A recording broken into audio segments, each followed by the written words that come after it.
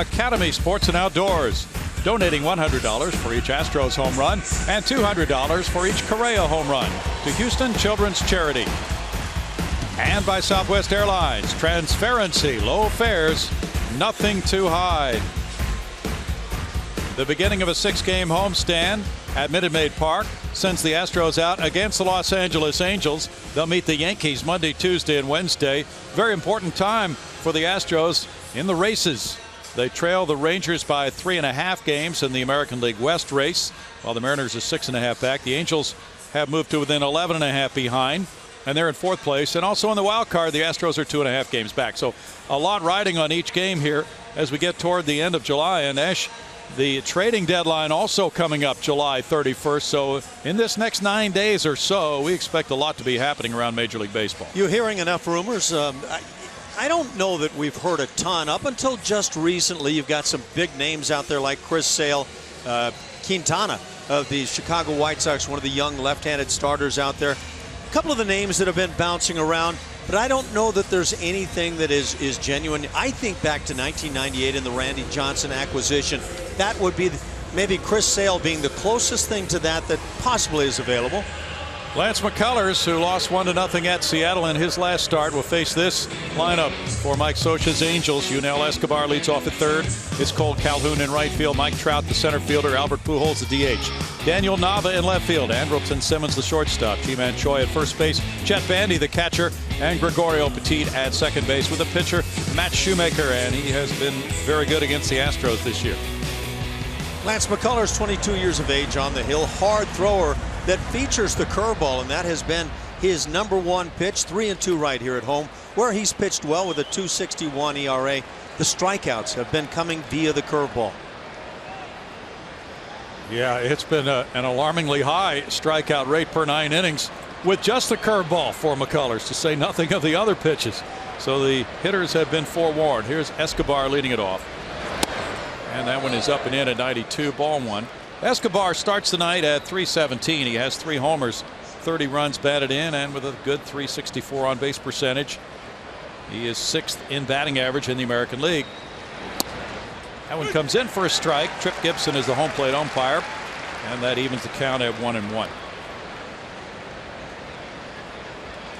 McCullers is averaging 11.55 strikeouts per 9 innings. This one's hit into right field. Not hit hard, but Escobar has a leadoff single. And now a look at our MD Anderson strike zone as we look at pitch location for Lance McCullers. That fastball is just running right back to the heart of the plate, up in the strike zone, not where he would like it. And Yunel Escobar is a good hitter. That gets the Angels off and running, and they have really been swinging the bats well since the All-Star break, winning all 6 of their games. Cole Calhoun at .284 has 10 homers, 49 runs batted in, and he's hitting much better on the road at .337. Infield shifted around, playing him to pull. Valbuena at the edge of the grass, and that fastball misses at 95. Ball 1 to Calhoun. 2 for 14 against McCullers. McCullers is 1-1 against the Angels with a 2.35 career ERA in 5 starts against them. He has been dominant here at Minute Maid Park with a 2.16 career ERA, a 7-3 record. And the batting average against him in 17 career starts here is .215. That one's grounded, and it's a foul ball. It took a bad hop for Marwin Gonzalez, who got some leather on it, but that bad hop came from foul territory, and Hunter Wendelstedt, the first base umpire, made the foul call here. And as we look at it, a look at our Super Mo, presented by Mattress Firm. Fair or foul, it's your call. And that ball almost kind of kicked back toward the bag, didn't it? Yep. Astros might have gotten a call on the recent series in Oakland. Very similar ground ball, close at the bag. 1-1 to Calhoun.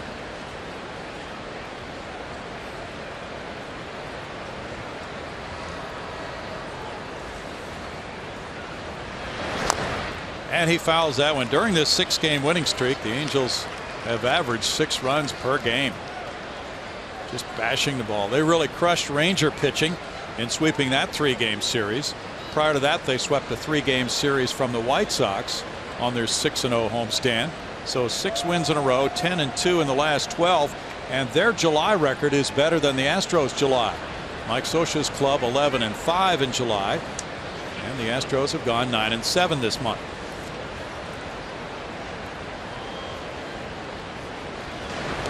That one bounces up there on a curve, and it's blocked nicely by Castro. That one really hit the dirt, and that presents a major problem for a catcher with that much spin on a curveball. And then which way is it going to kick? Ash, you've had a few of those. It is 9-1-1. This is not one where you go down and try to block with the classic style. By the way, to back the numbers you talk about, 11-5 for the Angels in July. They've hit .296, on base percentage .370, OPS at .850. They have been a lethal offense. Ground ball through that hole in the shift and on through into right field. Here's Escobar going first to third, and the Angels are in business for Mike Trout with nobody out. Neither ball has been hit hard, but some holes have been found by these first 2 Angel hitters. And I guarantee you that's very frustrating for any pitcher on the mound. You see the ball not sharply hit, and it just simply finds a hole through that shift on the right side. That ground ball, a pitcher sees come off the bat, and he's thinking double play.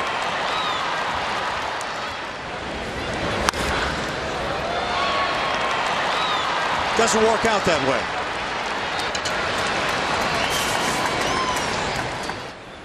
Mike Trout's the batter with Albert Pujols on deck.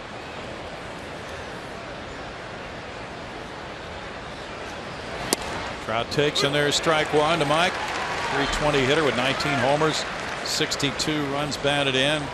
Many feel he is the top player in the game right now. Fastball runs up to 96 now. First couple of heaters, 92, 93.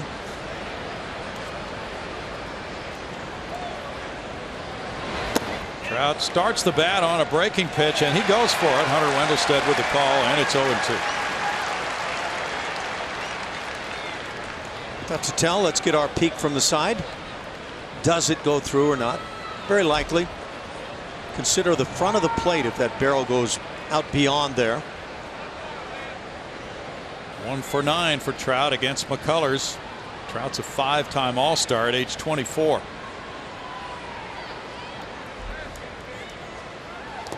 In the dirt, and there's the block, and the runner takes off and makes it to second base. Calhoun with good hustle read that pitch in the dirt very well and moved into second on the wild pitch.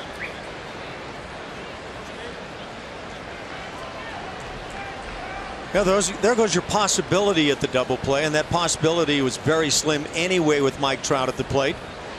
But you always want to keep that in the infield. You see exactly what Jason Castro is looking at there. Job one, block the pitch and keep that runner from third from moving. And you see from where the infielders line up that they are conceding the run on a ground ball.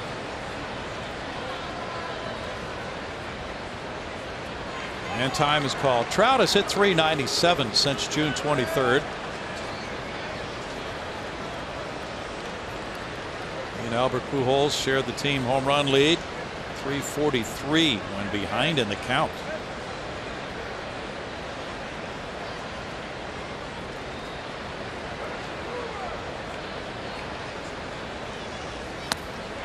And that is a strikeout, and sorely needed for Lance McCullers. And now you consider 1 out. If you had first and third, Pujols at the plate had a great chance to get out of the infield with a ground ball, but a heck of a breaking ball, and that has been, as we mentioned, the key on the strikeouts. There's the breakdown on strikeouts by pitches. 82.5% of his strikeouts have been on the curveball, 17.5% on all other pitches combined. Isn't that amazing when you consider that Lance McCullers possesses a fastball that goes 95 plus rather routinely? First base open for Albert Pujols. Pujols has been on an absolute tear.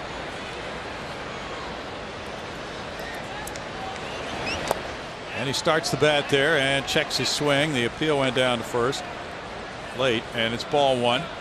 Daniel Nava is on deck. Pujols has hit .342 in his last 21 games.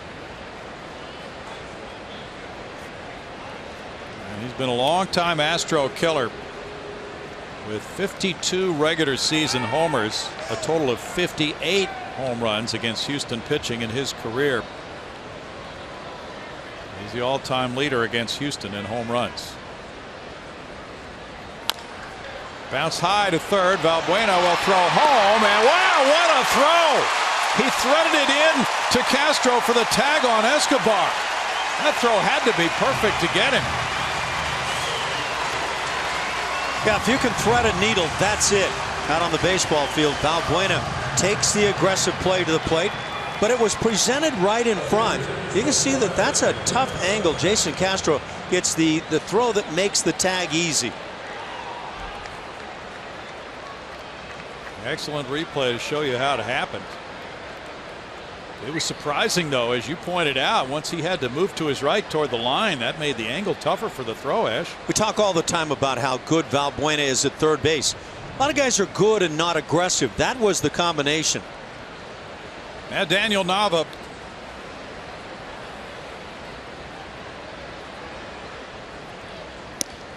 And that's ball one upstairs. Nava used to be a switch hitter, now just a left-handed batter. .241 homer, 12 runs batted in. He's picked up the pace, though, this month. Nava played at Santa Clara University, and then he started in independent ball for the Golden Baseball League before Boston signed him as an undrafted free agent in '08. In the air, and here's Carlos Correa. And Colby Rasmus right behind him. What an amazing first inning for McCullers. Runners at second and third. Trout, Pujols, and Nava come up, and the Angels are kept from scoring.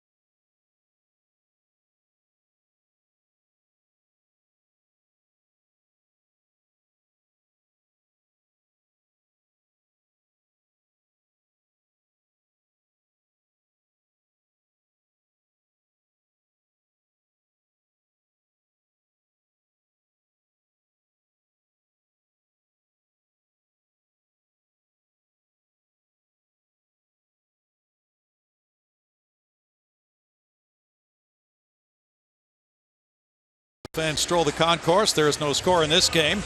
We check the Astros starting lineup, brought to you by Southwest Airlines.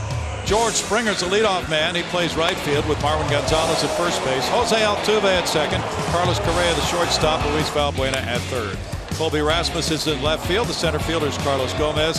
Batting eighth as he has returned from AAA Fresno. Preston Tucker DHing, and Jason Castro is the catcher. Right-hander, 29 years of age, Matt Shoemaker on the hill, and he's been really tough, not only against the Astros, but against Major League Baseball hitters. He's got a splitter that guys have quite a challenge against. The big thing about Shoemaker this year has been the home and away split. At home, he's been really good, despite going just 2-4. On the road, 3-5, but an ERA at 5.01. And a chance for the Astros to take advantage of those numbers. Pitch to George Springer's a fastball that's lifted on the right side of the infield. Gregorio Petit makes it a one-pitch out for Shoemaker, and the Astros skipper A.J. Hinch told the media during his session, when asked about Shoemaker, he does quite often throw strike one. Well, Springer was hacking on that first one. If you get that first pitch fastball, that might be the best pitch you see, because his split finger pitch can be devastating, Ash. Oftentimes the case, and that first pitch George Springer has taken advantage of in recent games. Think of a big home run he hit to start the series in Seattle on the recent road trip. First pitch strike percentage 69.2%, third best in the majors behind Kershaw and Cueto. Now Marwin Gonzalez, he takes it 91. He's put together a 6-game hitting streak. For Marwin, a .254 average, 8 homers, 26 runs batted in, and he's hit well against this Angel club. The Astros are 8-1 against the Angels. They've beaten them 8 times in a row. 1-1 for Shoemaker, and you saw the numbers on his 3 starts against the Astros. He has really found success against this team. He was an undrafted player who signed in 08.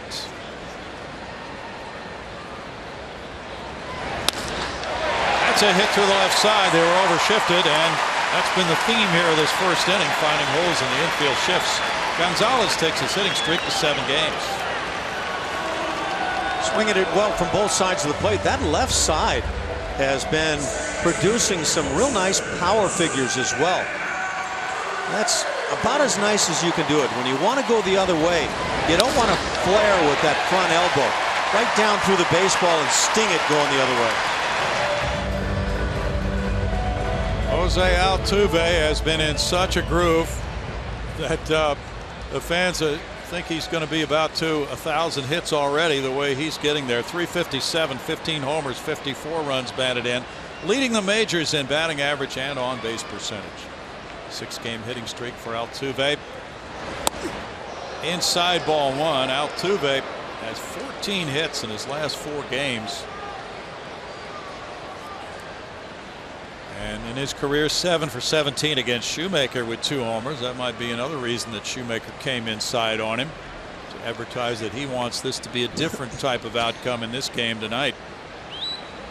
12 hits in the last 4 games for Altuve, pardon me. It's the most in a 4-game span by an Astro since 08. Lance Berkman had 13 that year in a 4-game span.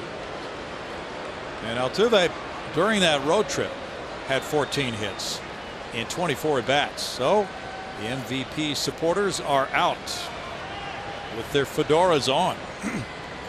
That's a lethal combination. 133 hits already. Pretty much insane. That's in for a strike. Even in the count at 1-1. He slowed it down with things going into the All-Star break, then in the All-Star game, and immediately coming out. But suddenly he started just letting it fly, and when he did, the hits also came a-flying. Very classy looking crowd tonight.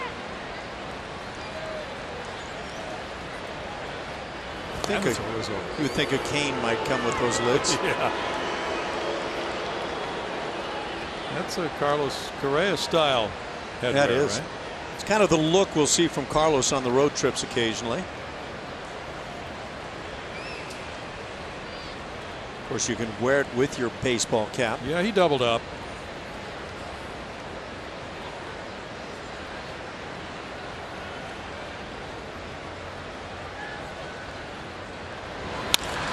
That's driven out to center field. Mike Trout on the run to right center. A long run for Trout. Trout is there for the catch. He had to reach back and snag it near his chin. And he takes care of that long out number 2. Time to play, brought to you by Toyota. Here's what Correa has been doing against the Angels.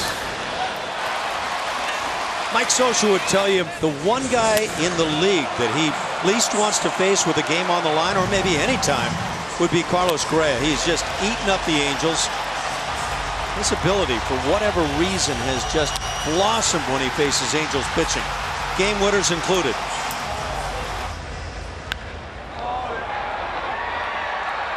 He's not opposed to the long ball either. Correa with a .266 average, has 14 homers, 62 runs batted in. He's been on an RBI binge lately. He drove in 5 in the Oakland series. Leads the club with 62 for the season. There is strike one to Correa. Correa leads the majors in runs batted in since June 20th with 29. Albert Pujols is one behind him in that stretch of time, and in 9 games against the Angels, he has made them hurt with 18 runs batted in. The Astros have scored 51 runs in those 9 games, 18 driven in by this man. Time was called.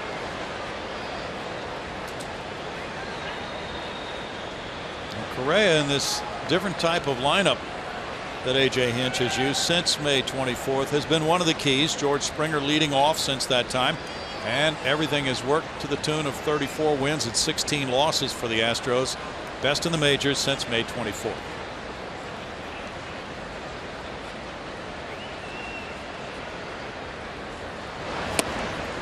Swung right through that one, and it's 0-2.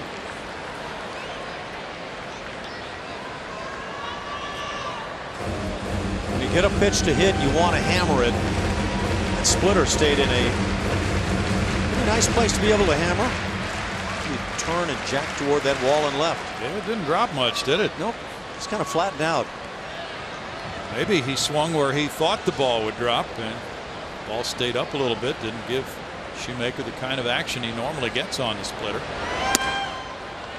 1-2. See Jet Bandy, the catcher, saying, "Get it up here." That was going up the ladder time.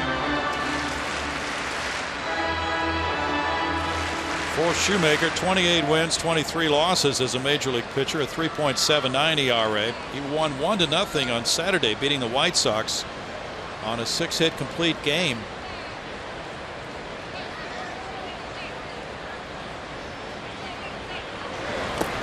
In the dirt.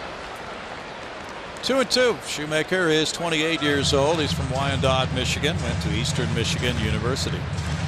That last splitter right there in the dirt is the pitch that Shoemaker so often gets the little weak swings on and picks up his strikeouts with that pitch.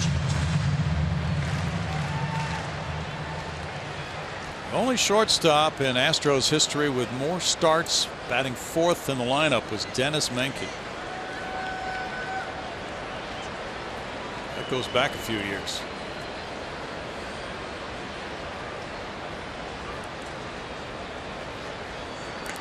Dennis had some very good RBI years, up around 90, 92 in his best years as a run producing shortstop for the Houston club. Carlos Correa is the only shortstop in the majors this year to make at least 3 starts batting cleanup. Back in 1969, Menke led the Astros with 90 runs batted in.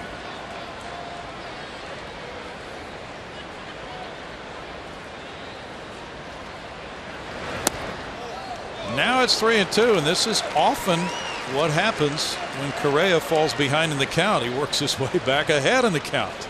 It's also what often happens when a hitter has a lot of respect for the umpires, and I'm talking about right now. Very good pitch and certainly callable. Carlos caught a break. And now he'll have Marwin Gonzalez on the move from first.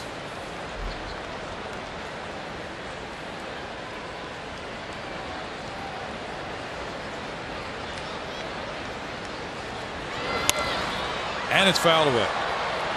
For both these pitchers, their fastballs have not been effective weapons this season. They're both surrendering high batting averages on their fastballs. For Shoemaker, it's the split. A 183 batting average against his split-fingered fastball. Most major league pitchers, and I'm talking about big league pitchers, don't have enough fastball without great location to have tremendous success against major league hitters. It requires the other pitches. That's an excellent point. Yeah. Usually it's 3 quality pitches to become an effective big league starter, depending on the command of each.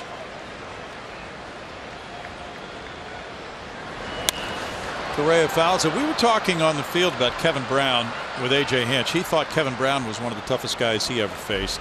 I asked him that question, point up.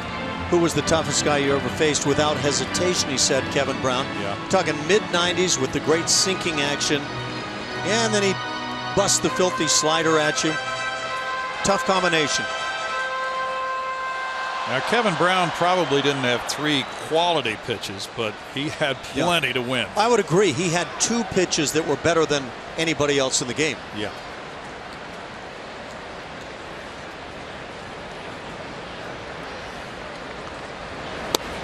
Strike 3 called. No runs, a hit, and a man left. No score after 1.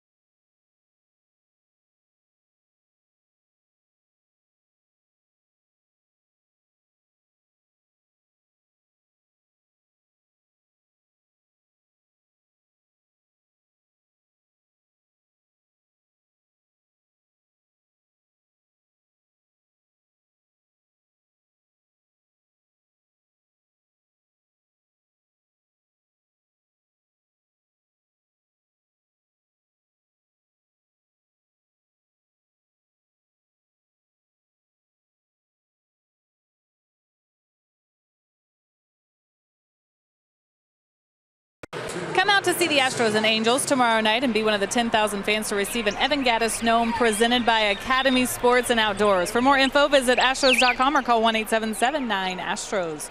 Speaking of Evan Gattis, on Wednesday was hit by a pitch on his hand. Looked pretty bad there. Scary injury because they had to take x-rays, didn't know how bad it was at that moment. Everything was negative.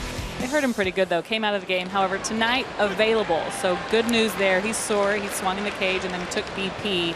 But you see him there ready to go. So he is available off of the bench. Also, guys, I don't know if you saw, they wrapped up his hand during that game, and then he fist bumped all of his teammates with that hand. How tough is this guy? He's tough as nails. There's strike 2 to Andrelton Simmons, 0-2. Simmons had 271, has 1 homer, 19 runs batted in. Spectacular defensive player at shortstop. And it's a 1-ball, 2-strike count. Now that Gattis Gnome is going to be in big demand this weekend. If you're tough enough to live life as a gnome, you're tough. You have to have one of those for your backyard. It's 2-2. Are you saying you're not going front yard with that? Well, front yard is where it should be. You want to advertise that you have that. By the way, at some point we need a shot of the train. I'm told a oh? 2-year-old needs the train, must have the train. Okay. Is it bedtime yet? You need me on that train. It's 3-2. We try to oblige. Train shot will be coming. There we go. All right, Sonny, you can go to bed now. All is right with the world now.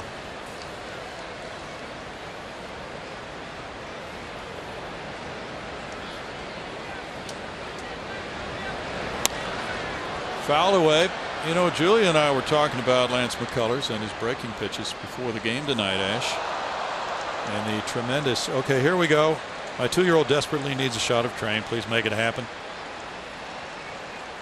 We actually made a mistake here, strategic mistake, by showing that shot so early. We could have kept them a few innings later for ratings points, right? Isn't that the truth? Liner by Correa into left center field. Simmons is on. Andrelton Simmons has turned his offensive game around in the last few weeks. Yeah, it's good batting average for him. He's aboard for Ji-Man Choi now. So Julia and I were talking about Lance McCullers and his curveball. And, you know, he has a tighter breaking ball too. You and Blummer and Julia have talked about that throughout the season. Tremendous spin rate on that pitch. Julia, would you say That's the highest spin rate of anybody in the Astros. That's a pretty good spin rate. Okay. That's right. You know, Jason Castro was the one that brought up his spin rate, so I should give him the credit. But everybody's talking about this breaking ball, and they're all saying great things. But yes, hashtag spin rate for you, Brownie. That's it. Okay. We need the RPM and things like that. So we'll get to that later. 171 for Ji-Man Choi. 1 homer, 2 runs batted in. Just recalled July 9th from AAA. Injury to C.J. Cron. He was mashing at first base. It's quite a loss for the Angels, even though their offensive output has been terrific here in July. Cron was one of their best hitters. 2-year-old, maybe. What do you think? Yeah, there you go. There are some teeth there. Well, I was kind of checking out the requests coming our way. They're getting out there a little bit. 1 and 2. Well, we do get requests, don't we? That we do. And we have the hashtag Bregman Watch request tonight. We have hashtag Astros Bachelorette, at Stros Bros 1, at Love Claudia XOXO, and at Hugh Sports Guy, all watching tonight.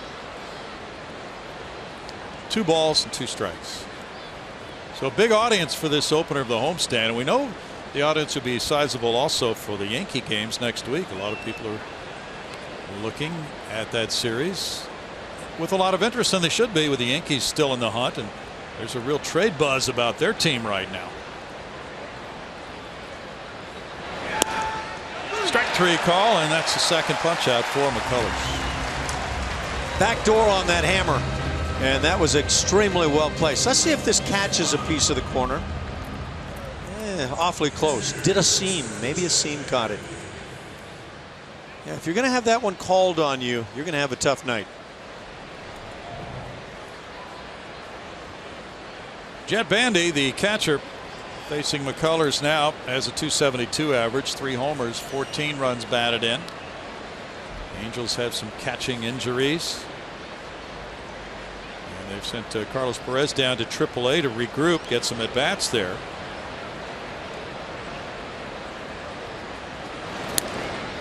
So it's Bandy, and he's going to be the main catcher now, and Juan Graterol will be the backup.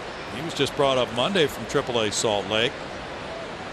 So their depth is being tested at this position.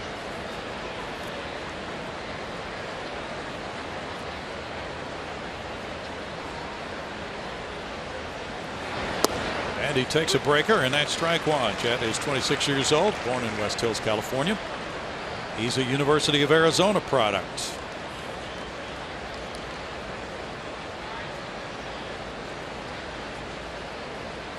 Mike Scioscia's club 43 and 52.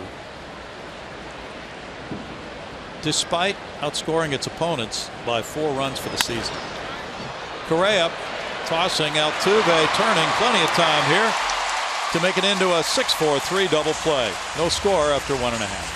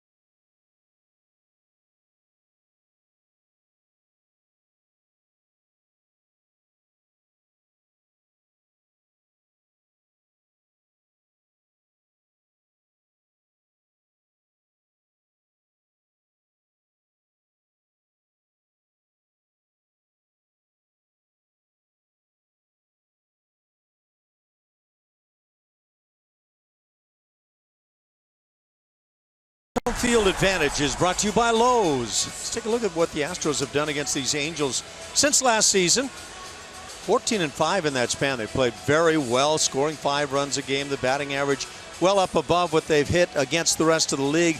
Against with runners in scoring position, almost 300, 29 dingers. Mike Scioscia should be pulling hair out.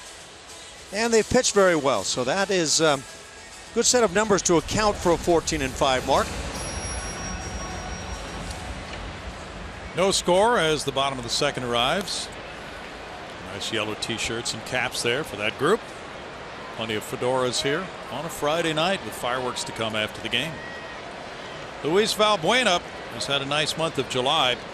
At .257, has 12 homers, 39 runs batted in, and he's a .345 hitter against the Halos. Settling into that number 5 spot in the lineup.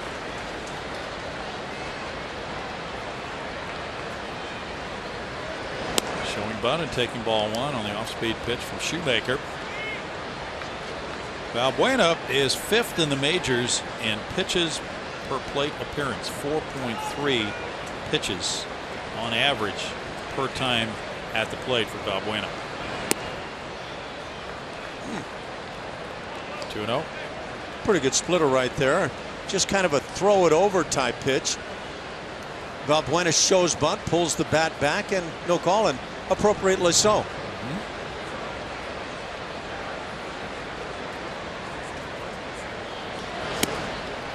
He swings at a high heater. That makes it 2-1. Shoemaker really doesn't classify as a flamethrower, but he got him to go for a pitch out of the zone that time. Kind of a crafty approach. Try to move that fastball to the fringes or just outside the strike zone. Make it worthwhile. That one's too far up, and it's 3-1. That's sometimes what the smart pitchers do, Ash. They realize that they cannot catch very much of that white of home plate, so they're just trying to get the hitters to expand their zone a little bit. Also some thinking going on by Luis Valbuena. If he's got that infielder on the left side playing back, he shows bunt time and time again.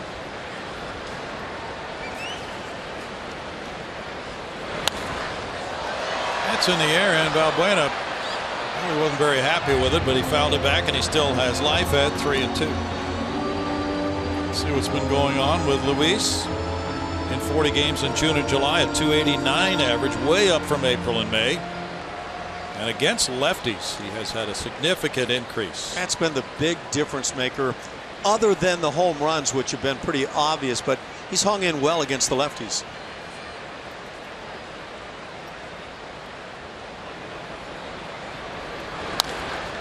That's topped out to Petit, who was out in shallow right field. He comes in to take care of out number 1. Bringing up Colby Rasmus. There's been a shift in the roster, as you know. A.J. Reed was optioned to AAA Fresno last night. Preston Tucker, who's in the number 8 spot in the lineup, promoted from Fresno. Colby Rasmus now batting. .232, 11 homers, 43 runs batted in. There were a lot of fans who thought they might be seeing Alex Bregman here tonight. He is still at Fresno. Colby's 2 for 32 this month.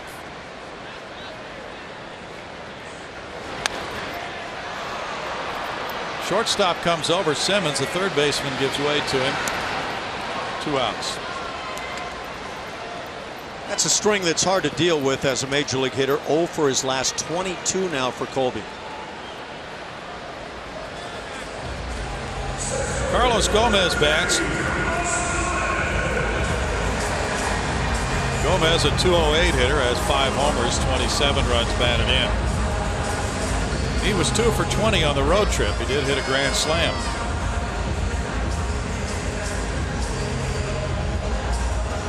Gomez is a .300 career hitter against the Halos.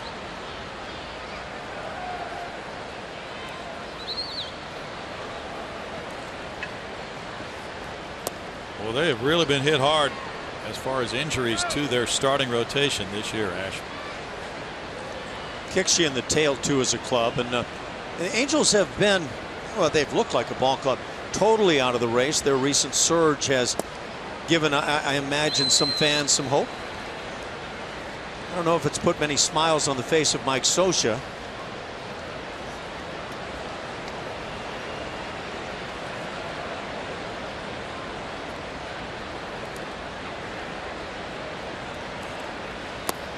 Off the plate, and Gomez has a 3-0 count. He hasn't walked very much, 20 walks this season. Garrett Richards, Heaney, both the 1 and 2 starters in this rotation, both with elbow problems this year. That's been a major blow to this club. Now Nick Tropiano apparently is going out for Tommy John surgery. That one hit him in the back on a 3-0 pitch. Oh boy, that's dangerous up around the head. That fastball obviously gets away and makes it a rather painful plate appearance for Carlos Gomez. Watch this fastball just come heat seeking. I mean, it starts in and then just takes off.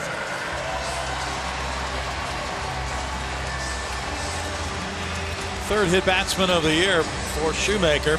Sometimes a hitter gets very suspicious when he gets drilled on a 3-0 pitch. Preston Tucker, the batter now. Watch Preston in batting practice today. It was, at least early, all about left field. That gets thrown away, and Gomez is going to go on to third. No, he gets a stop sign now from Gary Pettis. Ooh, that throw was right on the base, too. They might have had him on the throw from Petit after the erroneous pickoff throw by Shoemaker for an error on the pitcher.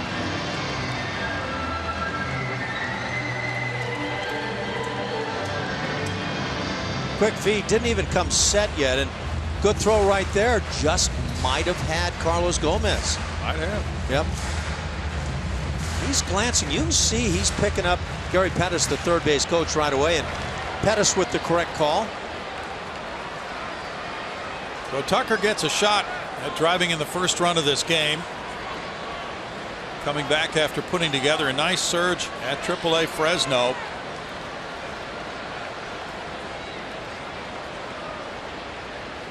Hit 301 for Fresno. And there's strike one. He was a little out of whack, so the Astros optioned him back to AAA after he had hit 176 to open the season. But then 301 for the AAA club, including 8 homers, 29 runs batted in. And lately, he had really been putting together the multi-hit games. He was peppering those Crawford boxes in BP, and again early in the rounds, but utilizing that stroke that he's shown at times, just line shots the other way.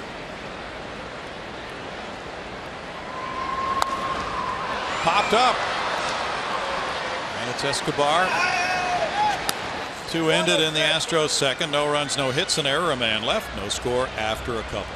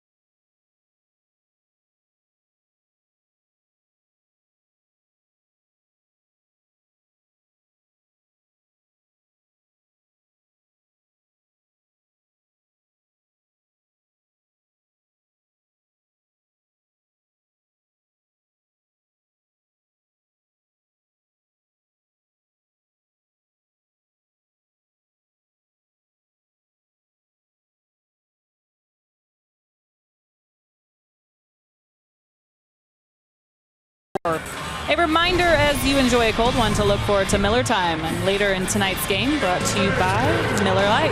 You're watching Lance McCullers and that breaking ball that's been so good this year, and other big leaguers definitely taking notice. He's getting a lot of strikeouts with that particular pitch. Even Robinson Cano, a guy that Lance McCullers grew up really enjoying watching. One of his favorite guys to watch hit said he is the best curveball in the league right now, and if he can get that fastball going, he can become one of the best pitchers in this league. He said it's the tightness of the rotation on that curve, the lateness, and overall velocity. And Jason Castro, we talked about him, talking about a spin rate earlier. I mean, he's throwing this breaking ball hard, guys.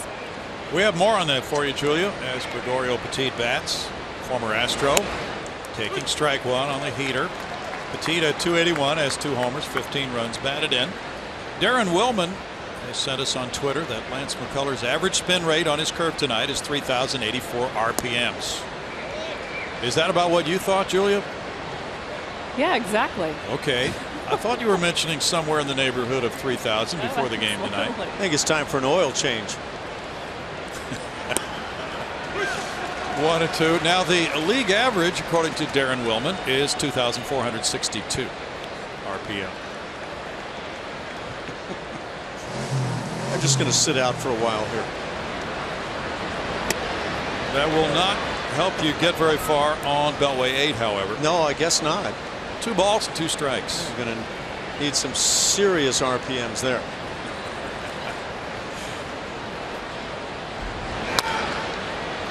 Tap toward third. Valbuena, difficult barehanded play. Whoa! He did it! That's an amazing play to a stretching Marwin Gonzalez. Mike Scioscia is checking in his dugout to see if there's any reason to question this call, but Luis Valbuena is starring on the defensive side early. Come and get it. Wow. Wow. Ball actually kicks to that line side and left no option. And that's some kind of play. That is an amazing effort by Valbuena. One of his best plays of the year. Yunel Escobar opened the game with a single to right field. He was thrown out at the plate on that gem by Valbuena in the first inning.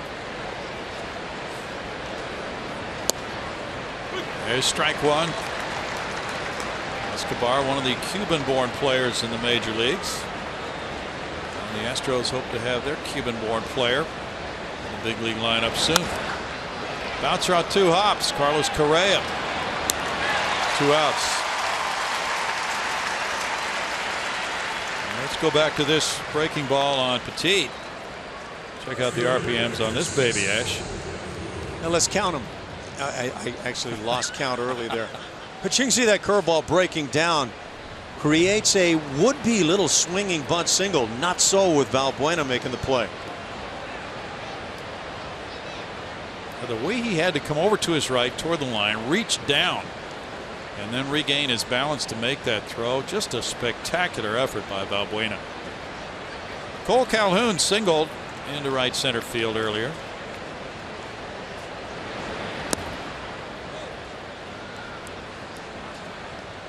This guy can do some damage. Good player. Yes, good player, and he gets overshadowed, I think, a little bit in right field. Mike Trout gets so much publicity in center, and rightly so, but this guy can play right field and can really throw. He drove in 83 last year, hit 26 bombs.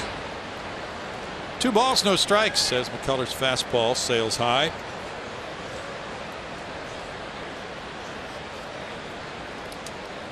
Lance, after that tough 1-0 loss at Seattle last time out, his last start at home, he lost 3-2 to Oakland here. Has not had a whole lot of run support. Into the top of the zone, that makes it 2-1 on the slider. In fact, boy, the last 6 games he's pitched, the Astros have not scored more than 3 runs in any of them. He won a 2-1 game in there here against Seattle. 3 balls and a strike. Lance is making his 12th start of the year and his first against the Angels. Sometimes good nights are set up by some fortunate calls. That is not a fortunate call for Lance McCullers. He pitched 3 times against the Halos last year. He was 1-1. All 3 starts were solid. That's a walk to Calhoun. First walk of the night for McCullers. That's his 39th walk of the year in 65 innings. He's had his share of base runners to contend with. Walks and hits per innings pitched of 1.64 for the season for Lance. Mike Trout struck out in the first inning.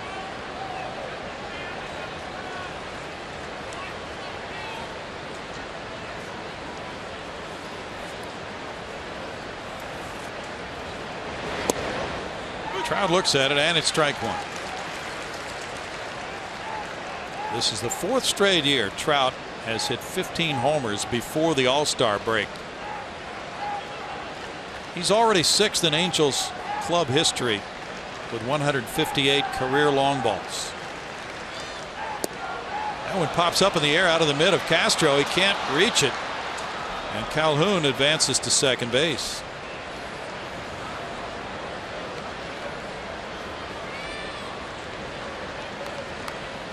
Yes, and Castro has seen a number of these high heaters in recent games, and some have managed to slip away.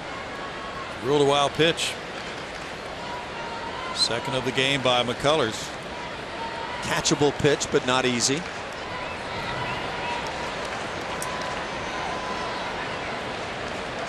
It's 9 wild pitches this season for Lance.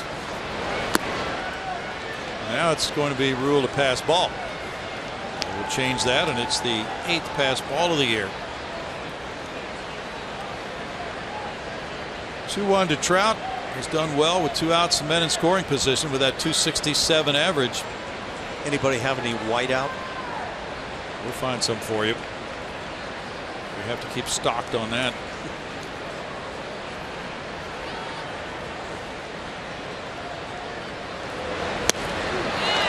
Big cut. That was a vicious breaking pitch for a 2-2 count now. That was right in that danger zone with Mike Trout. Everybody talks about him loving the ball down. He's a good off-speed hitter, but that curveball wins that war. You know, as good as he's been with the long ball this year, 19 of them, he's well back of the pace last year that hit 41. Albert Pujols is in the on-deck circle.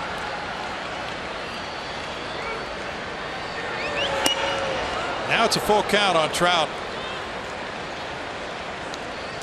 Trout with 1 more homer will join very select company. Will be the 5th player in American League history with 5 seasons of 20 home runs or more prior to age 25. Mickey Mantle, Tony Conigliaro, Ken Griffey Jr. and Alex Rodriguez did it.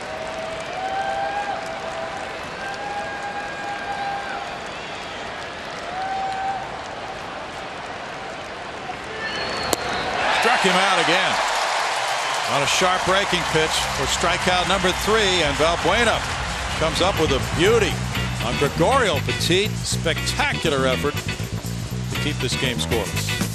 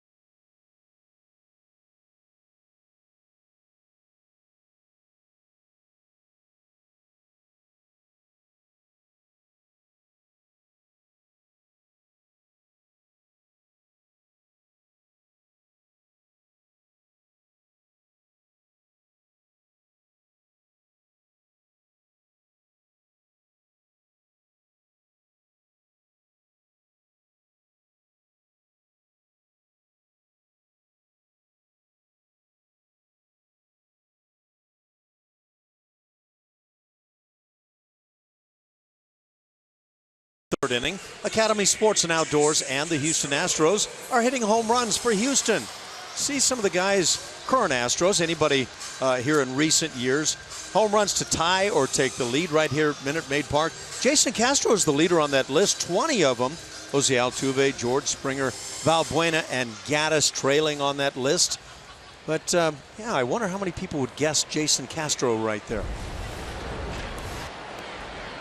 Well, we'd love to produce one right here. 219, 6 homers, 22 runs batted in for Jason.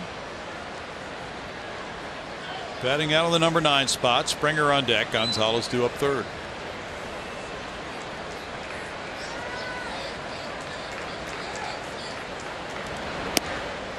That pitch is up for ball 1.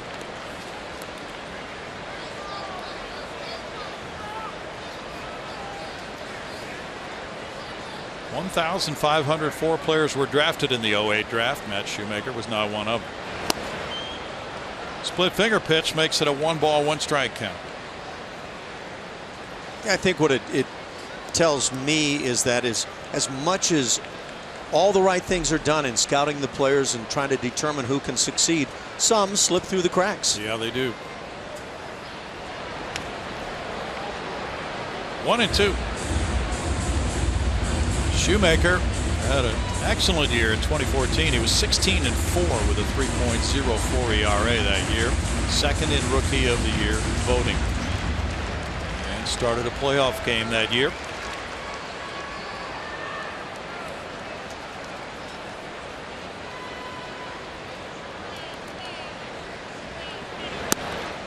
Castro took it for ball 2.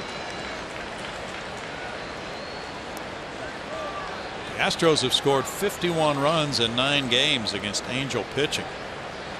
And they've hit .301 as a team. Struck him out for number 2 of the night for Shoemaker. So compared to their .245 overall batting average, they've really done a number on this Angel staff. And watch what happens with that splitter when thrown the way Shoemaker would like to. He'll just make it dive. And there are a lot of hitters would tell you his splitter among starters in the league maybe as tough as anybody. George Springer popped up on a first pitch fastball in the first inning.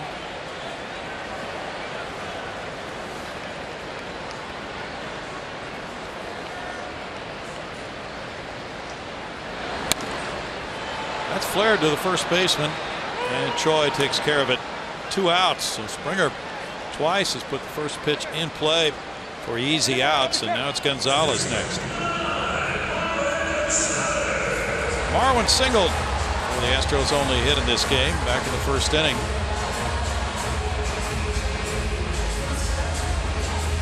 And the Astros are looking at Shoemaker for the 4th time this season.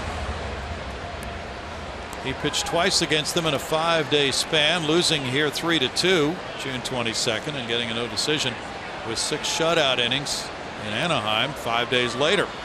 And a blown save in that one. Strike 1.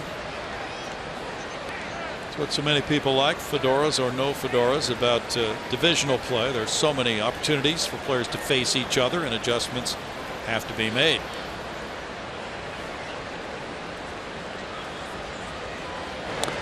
Bunted, and it's foul. He's called out. The ball apparently hit him when he was out of the batter's box in fair territory. And the home plate umpire made that call. They put out will go 2 unassisted. And Trip Gibson says it's out number 3. No score after 3.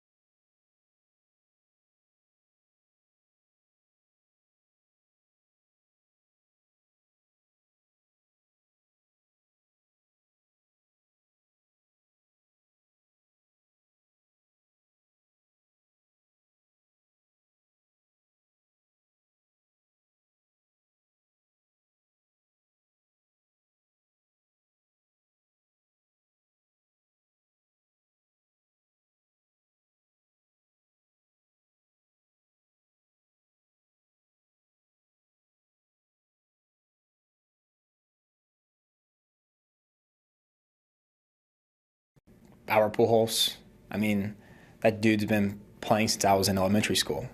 He's been building his Hall of Fame career since I was in 4th grade. So watching him play, I mean, I can remember him hitting. I remember watching the game where he hit the home run here in the World Series hunt. That's our Geico quote of the day.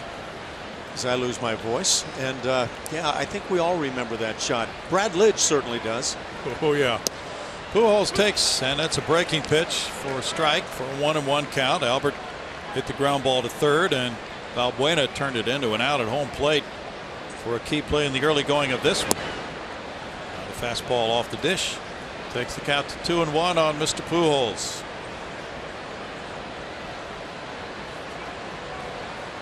Pujols continues to hit home runs at a terrific pace. He has 579.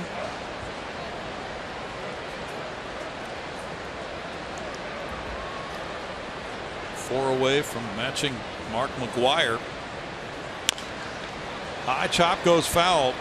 2 balls, 2 strikes. So if his career ends right now, he's a Hall of Famer. No, I don't think there's any doubt about it.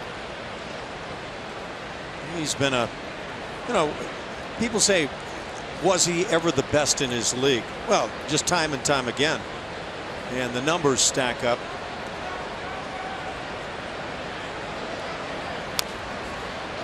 So for McCullers, yeah, it's good to hear his thoughts. And it has to be prominent in the thinking of any young player facing these legendary opponents as they go around the league.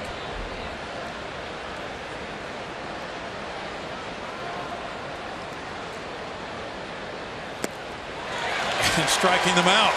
That's number 4. You really shouldn't treat your heroes that way, but that's how Lance is feeling about things right now. Just jams that curveball in the dirt. Happens to even the great ones. Daniel Nava popped a shortstop. 3 hits for the Angels, 4 strikeouts for McCullers.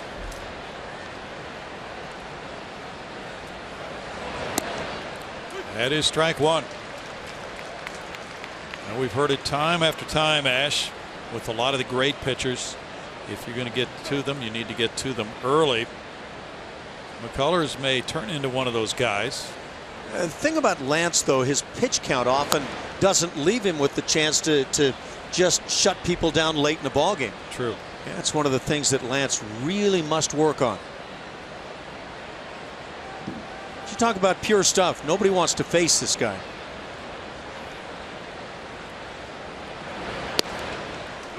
And for a strike, and it's 1-2. Yankees lead the Giants 2-0. They're in the top of the 7th at Yankee Stadium. As you see the breakdown on McCullers' night.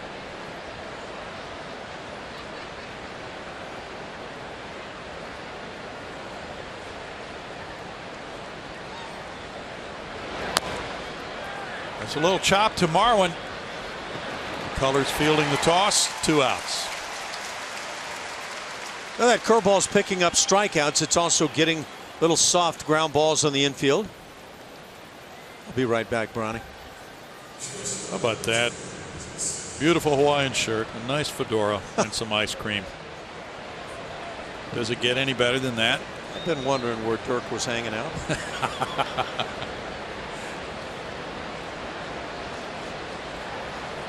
Andrelton Simmons bats. He singled to left center in the 2nd inning. It'll be a big weekend here, Ash. Ooh, Angels and apparently good crowd set up for the series. Yeah. Yankees coming in. Nice stretch of baseball ahead of us. Fastball comes in, and it's at 94 for strike 1 on Simmons. Colin McHugh and Jared Weaver do the pitching tomorrow night. 6:10 start time, 5:30 here on Root Sports for the pregame show with Bart and Mike. 1-1. Now look, that doesn't mean there isn't room to seat you the next couple of days, and it I think, as you're implying, should be really good baseball as well. Crowds have been excellent lately. People really into this team. Out out to left center field. Here's Gomez. In the fourth, it goes 1-2-3 for the first time tonight for Lance McCullers, and the game stays scoreless.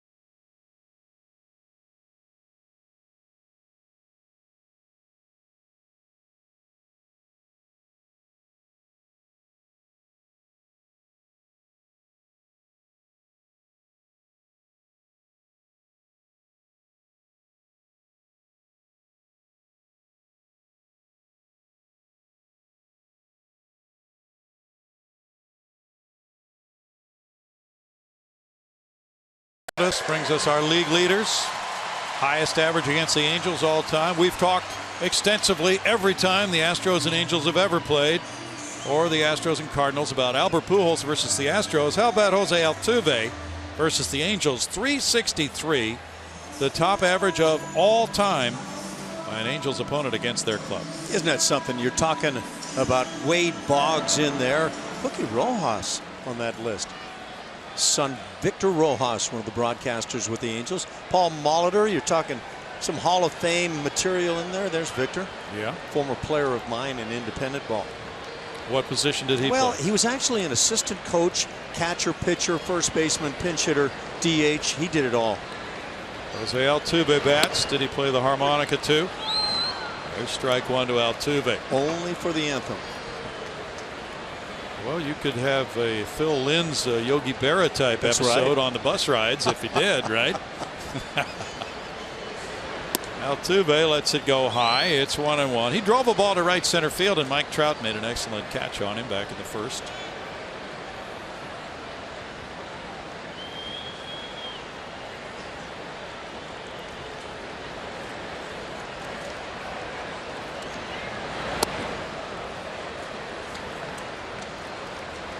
Here's the duo, Altuve and Correa, and what they have done against this Angel team. You know, I said Mike Scioscia probably above anybody else doesn't want to face Correa. I don't know when it's all said and done. 500 the batting average for Altuve. Right. Oh, let's push that upward. 7-game hitting streak for Jose Altuve, who rips that one between third and short for hit number 2 for the Astros. He's a machine. Hits this season. Mookie Betts has really come on. Xander Bogaerts, great start to the year and has played extremely well. Daniel Murphy, what a season in the National League, but it just gives you an idea how lethal Jose Altuve has been and continues to be. Well, he can put it on the barrel, can he? Great sharp contact. He has used the barrel of his bats extensively. He's aboard with 25 steals and 28 tries. For Carlos Correa, who struck out looking. Altuve draws a throw. He looked to be thinking about stealing there. He really was down in that stance, but then again, he's always ready to go. 89% of the time he's been successful. In a game like this, the way Shoemaker has pitched against the Astros, a stolen base might be very important. The right side of the infield is wide open for Correa, with Petit not too far from second base.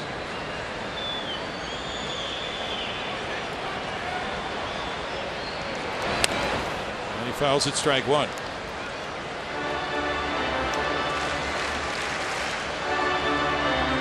Carlos will be distributing beds to families in need tomorrow from 10:30 to 11:30 in the morning, along with his partner, Houston's Children's Charity, at the Mattress Firm on Gulf Freeway in Houston. Apparently not only blessed with baseball awareness. Yep, he gets it.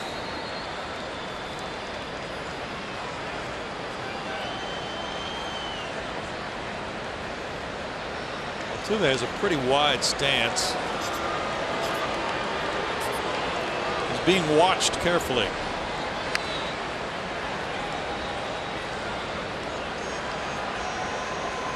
That hit he just got was number 477 at Minute Maid Park in his career. He is 4th in Astros history in terms of hits in this ballpark. Lance Berkman number 1, Craig Biggio 2, Carlos Lee 3. 1-1. It's just so much fun for the fans to track Altuve with the total hit count in his career and things like that, because of the sensational start he's had to his career. He compares favorably with many of the greats at this age in their career.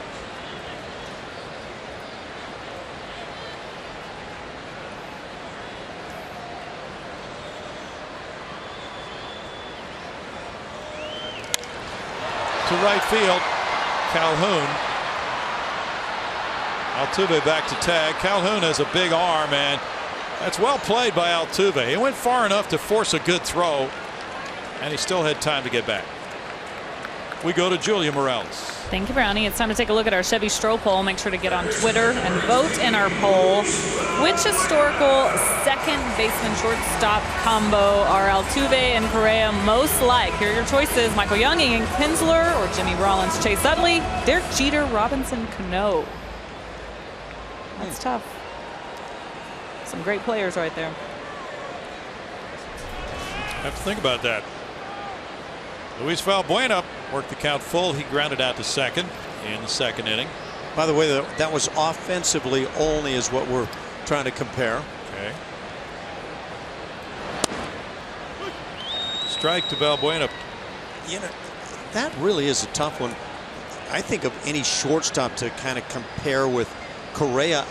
First thought that comes to mind is a guy who didn't stay there a long time, but Ernie Banks. That home run power, that ability to drive in a lot of runs. True. Big guy. But I don't know that he played with a second baseman that would compare with Altuve. Has anybody? I think he played with Ken Hubbs for a while, and then he unfortunately died in a plane crash. Ken Hubbs did. He was a very fine player. Real good looking young player, and like you say, just not able to last long. But I say genuinely, how many guys have played with somebody who would compare with Altuve? True. Racking our Twitter accounts for comparisons, Ash. Of course, Craig Biggio comes to mind, and he played a few positions in his career.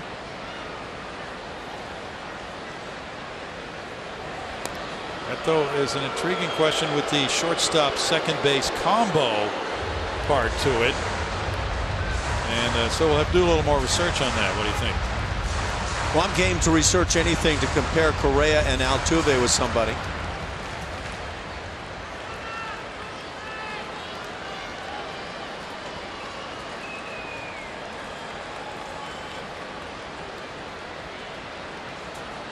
Rasmus is on deck. And that's a swing for strike 2 for Valbuena. Even that Derek Jeter Robinson Cano comparison, Derek Jeter, great player, but I think when it's all said and done, the power ability of Carlos Correa is likely to exceed what Jeter had. Jeter did a great job taking advantage of right field at Yankee Stadium. Yes, and primarily was a leadoff man. Correa batting cleanup.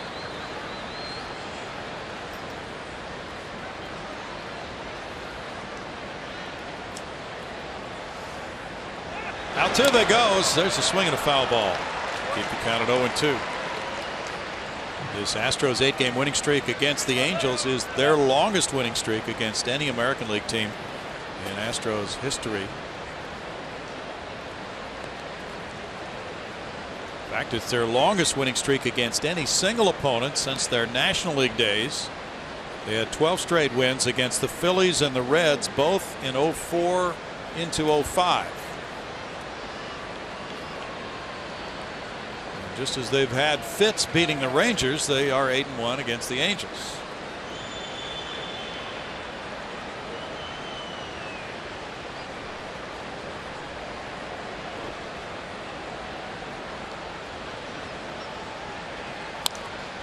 Flicked away. All right, Phil Boudreau's been checking on that Ernie Banks-Ken Hubbs combo. They never really played together as short and second. Hubbs moved into second base. By that time, Banks had moved over to first.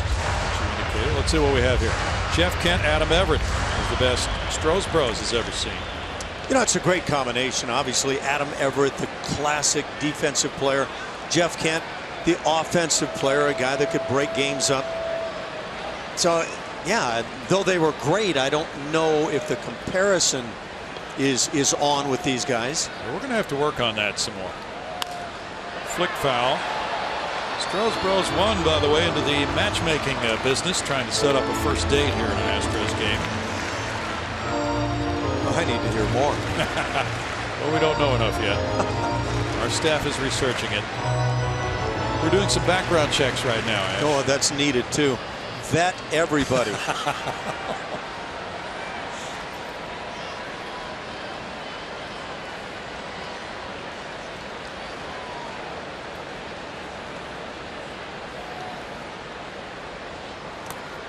In the dirt, and Bandy locates it 1-2. By the way, we heard from somebody on Twitter who suggested that with the fedoras, which have been given out tonight, we had that old-time looking photograph on Twitter, right? That we should be doing this game in gangster type 1920s voices, Ash. Black and white only, and fedora plus baseball cap, frontward or backward, is kind of a winner. How about Trammell and Whitaker? That's a combo that's come up. That is a good one. I think that's an excellent comparison. Still not the power, though, although Whitaker had some 20 home run seasons. But not the power of a Correa and Altuve combo, would it be? You know, that would be interesting. See if those guys, Trammell and Whitaker, and thank you, Astros Plumbus, for that, Astro Plumbus. We'll see if they hit more home runs combined in a season than we project Altuve and Correa to hit this year. They've hit 29 between them so far, so we would have to do some projecting.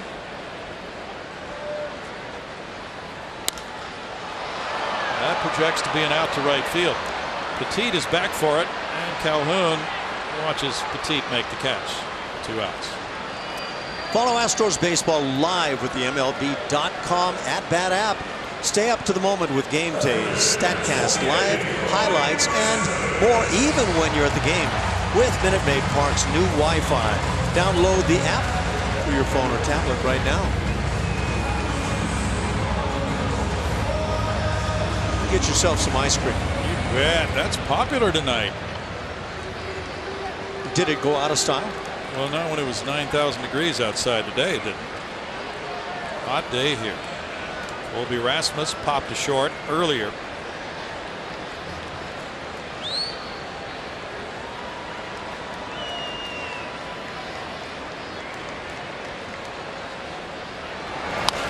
Colby fouls it back. There's strike one. He's been through that illness, trying to get things back together again at the plate. He has some good numbers against Shoemaker. 6 hits and 17 at bats, including a home run. Yankees lead the Giants 2-1 in the bottom of the 7th inning. Masahiro Tanaka went the first 6 for New York against Madison Bumgarner. Yankees will be here Monday through Wednesday. Outside, 1-1. There are all kinds of stories about the Yankees, people weighing in on their opinions. Should they make some deals and get younger, or stay with it and fail to give up on the season? So they have those bullpen guys, the big trio at the end of games. Should they be shopping Aroldis Chapman? Seems like they won't shop Dellin Betances, but maybe Andrew Miller goes somewhere. We'll see. Boy, he's pitched well. Yeah. And of course they can market him as a closer, which he was for them last year, to another club, and some clubs are looking for closers. Remember the Astros 04-05 and the way they were able to come back late in the season.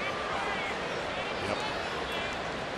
And knowing how the Yankees do not like to be perceived as giving up on a season, it would be kind of surprising if they move some guys who are established on for younger talent. Yeah, only would you do that if you feel like you can get better. Right. Altuve takes off. There's a fly ball to right field, and Altuve will watch as it's out number 3, going out to Cole Calhoun. No runs, a hit, and a man left after 4. No score.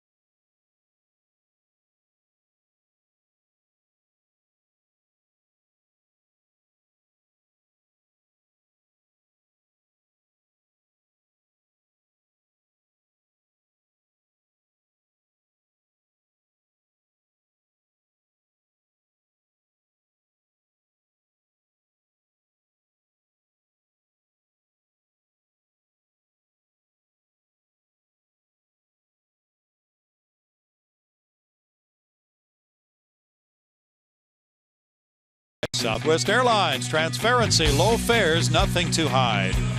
By Lexus, the new 2016 Lexus ES and ES Hybrid. It's next level luxury. And by HEB, no store does more than my HEB. That's McCullers in a 0-0 duel with Matt Shoemaker through 4. 3 hits for the Angels, 2 for the Astros. Each club has left 3 men on base.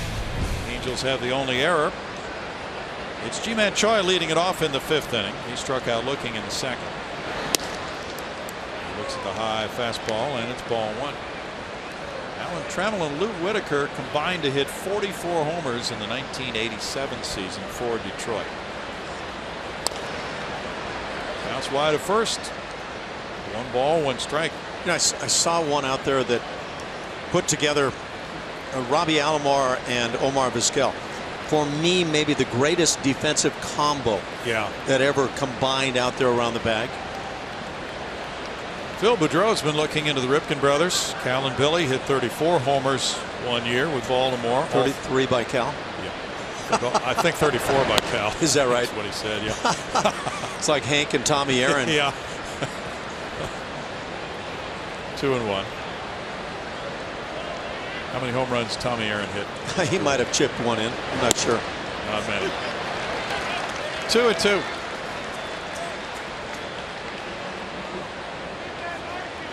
Well, the names are out there, and all kinds of trade rumors, Ash. People are proposing deals that could be made between now and the end of the month. I think many are sanctioned by clubs. No. But, you know, it makes for good reading this time of year, right? Yeah, I always love the deals that you're going to get. Randy Johnson, for example, for a couple of bat orders that just came in, and yeah, it's tough. I mean, you've got to have deals make sense, both sides. We were just conjecturing about Chris Sale, the White Sox. Yes, we were. That would take a major package to pry him away from the Sox. How do you make White Sox management say, this might make sense? Broken bat foul, and it's shattered into several pieces.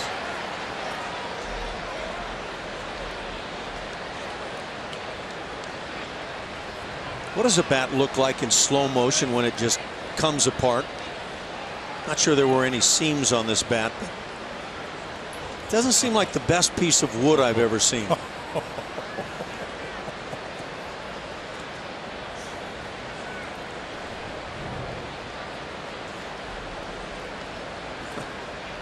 Tommy Aaron hit 13 homers, Ash. Career? Yep. So 755 plus 13. Got a nice combo there. Yep.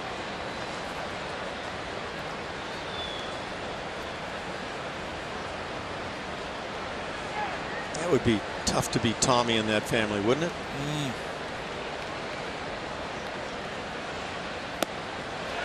On the curve, it's strikeout number 5. Greater coverage of baseball is brought to you by T-Mobile. Showing you the Texas Rangers since June 29th. They are 4-14. Their ERA is 7. Starter ERA 7.61. Bullpen ERA 6.21. Opponent average 3.02. 31 home runs allowed. Rough month for the Ranger pitching staff. Will they go out and trade for a starter? Talk about names on paper. They're pretty loaded as it is. Upstairs to Jet Bandy. There's ball 1. What say you about the Rangers making a deal, Ash? Oh, I think they'll make a deal. I think when you've taken off on a season and just run way out in front of people and then it starts to implode on you. Jet Bandy with a hit to right center. That you're almost compelled to make a deal for your fans, for your team as well. As we check the standings, their lead is down to 3.5, 3 in the loss column. And tonight they are trailing 3-1 in Kansas City in the top of the 5th inning. And tonight Yu Darvish has been their starting pitcher. He's still in the game now. Rougned Odor hit his 18th homer, but the Rangers probably will make some kind of a trade. They would really almost be forced to right now, correct? Yeah, I would think so. Yeah, I was actually just kind of delving into some of these shortstop second base combos that are being thrown our way. That one popped out of the mid of Castro, and the runner will advance. On Gregorio Petit, watching ball 1, Bandy gets to second base on another pass ball. It's just a curveball that is right at the mask of Jason Castro, maybe a hair below, but you see, Jason didn't even alter the glove there at the end. Sometimes if that glove gets right in front of your eyes, you'll see that happen, but that was unusual. His second pass ball of the night, 9th of the year. In for a ball, and it's 2-0. Bobby Doerr and Vern Stevens combined for 57 homers in 1949. They had 56 the year before that. How about David Concepcion and Joe Morgan? Yes. That's a pretty good compliment, isn't that?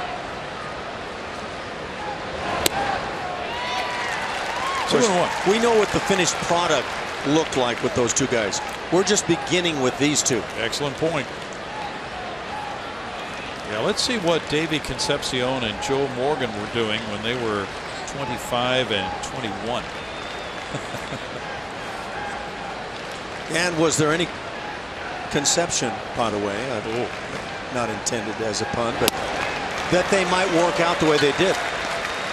We'll say no. 2 balls and 2 strikes. Joe Morgan, as you know, was an excellent player coming up through the Houston system into the big leagues, but he really began to turn his career up several notches when he got to Cincinnati after the big trade following the '71 season. Well, that's night and day in home ballparks, I'll put it that way. Yeah.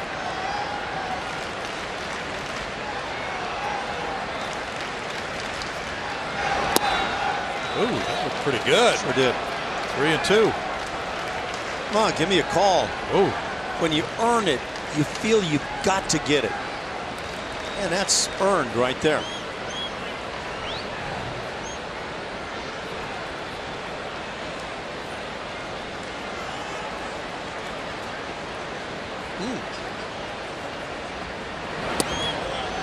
And the ball 4. Man.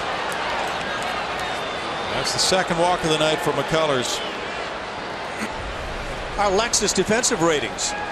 Look around the outfield now as we see the guys. They can all throw. Carlos Gomez, real strong throwing arm, not quite as consistent with the accuracy.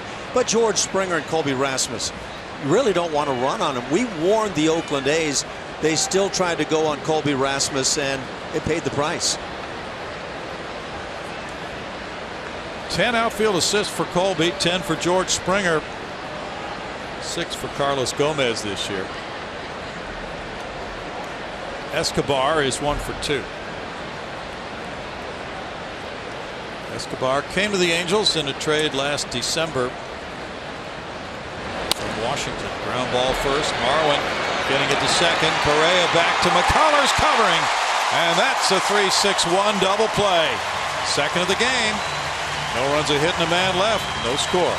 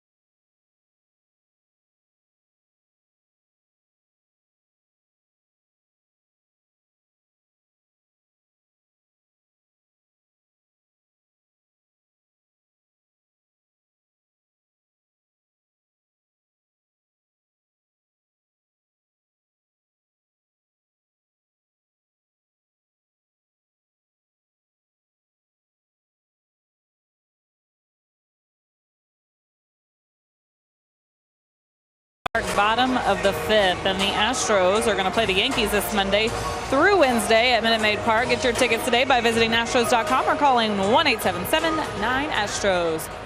Preston Tucker in the on-deck circle is happy to be back with the big league club. Had to watch from afar for most of the season, and when he was in AAA, said his zone was much bigger than it should have been when he was up here. So that's exactly what he was working on down there. And it took him a while, guys, to get it going down there, too. He said confidence took a serious beating getting optioned out.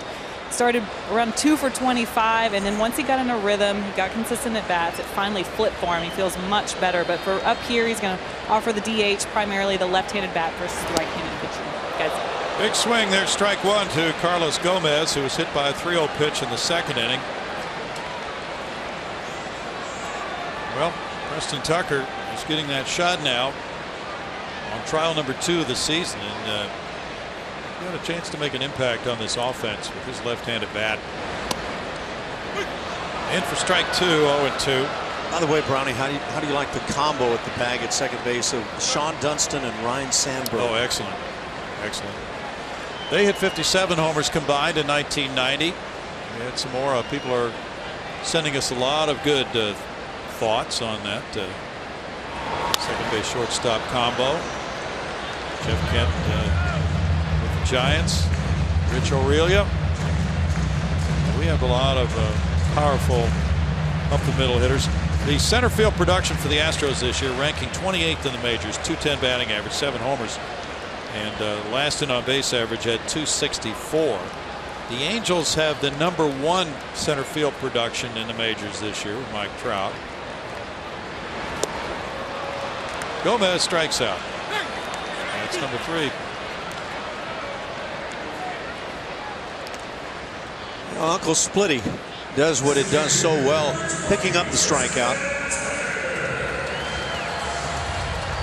Now, Tucker, as Julia mentioned, that's a blow to a player's ego when he gets sent down to AAA. Tucker fouled out to third in the second inning. Quite often, this is where AAA managers really are tested. You know, a guy's not in the best of moods when he comes back from the big leagues to AAA. Sometimes it takes a while to get his head back together again, Ash. I think you see that oftentimes when guys get sent down. It's not like the numbers just suddenly fall back into AAA place. It takes a while.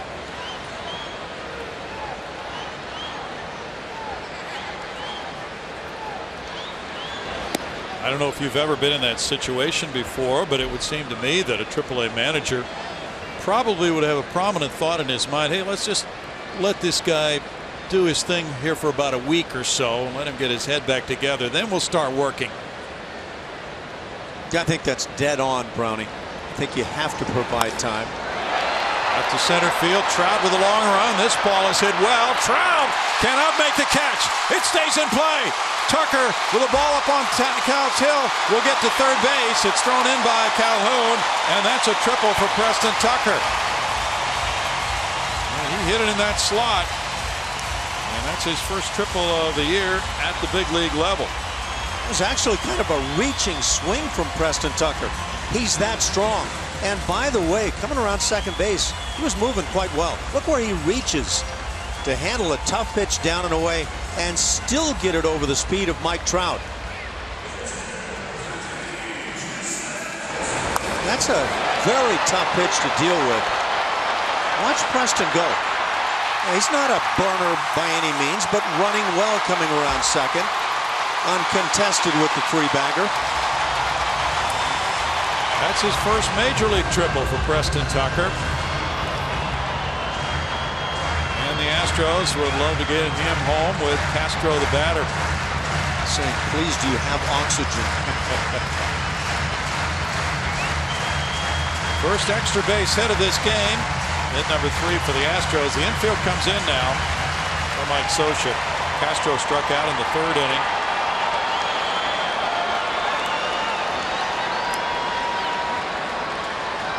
George Springer's on deck. And a look over at third as Shoemaker stepped back from the rubber. Squeeze bunt would be a possibility.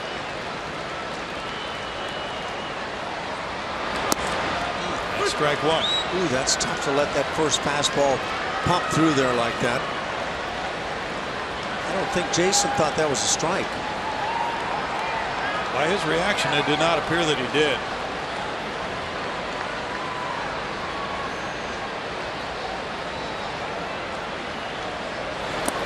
In the dirt. Good stop by Bandy. 1-1. Escobar is at the base, and then he moves off it, try to keep the runner as close as he can. That's kind of the anti-squeeze kind of a defense right there. And Astros are not overly inclined to use the squeeze anyway, but the safety squeeze has been utilized. Yep.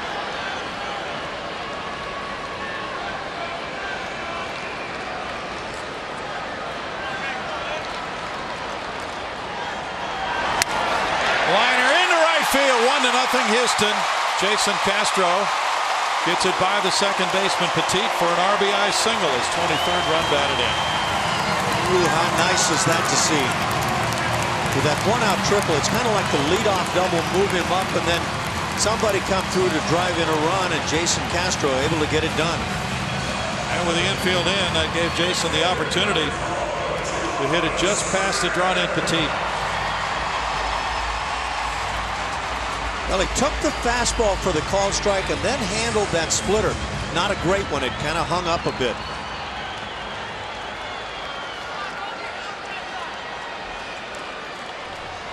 Hit number 4 for the Astros, 1-0. Now George Springer, he's 0 for 2. He's seen 2 pitches tonight.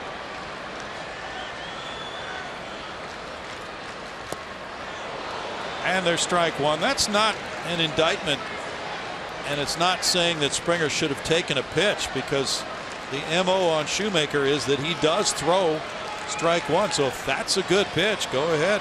I think Shoemaker's one of those guys, Brownie, that back on the bench, guys are saying, look, you're probably best off getting him early. Yes. And I'm not talking about early in the game. I'm talking about early in the count.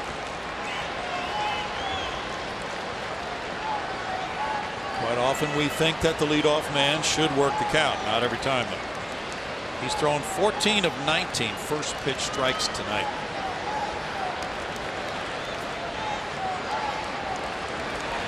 Especially a guy with Springer's power can take advantage of that, Ash. For me, George Springer is the Bobby Bonds leadoff guy. Bobby Bonds goes back away, dad of Barry Bonds. Great power, great speed combination, but not a guy who is going to stand at the plate and take pitches to try to draw a walk.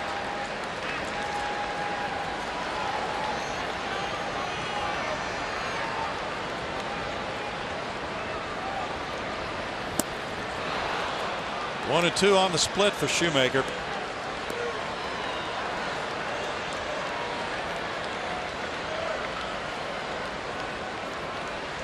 The Astros are 9th in runs scored in the American League.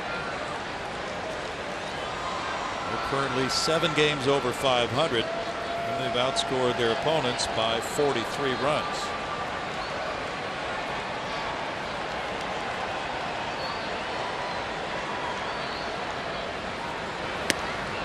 Springer looks at ball 2. It's interesting because the Angels have outscored their opponents by 4 runs, and yet they're 9 games under 500. It's quite a number that the Angels bring with them, isn't it? Yeah. I don't know what it says. It says they maybe haven't been fortunate along the way. I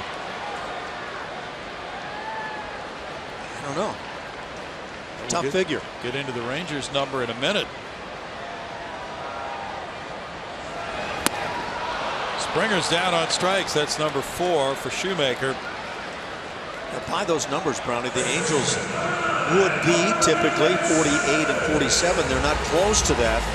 So sometimes numbers don't add up right. You're right. In the case of the Rangers, they don't either. The Rangers have scored 2 more runs than their opponents, but they're 14 games above 500. Yeah. That generally should come back to bite you at some point. And the biting seems to be going on in Arlington.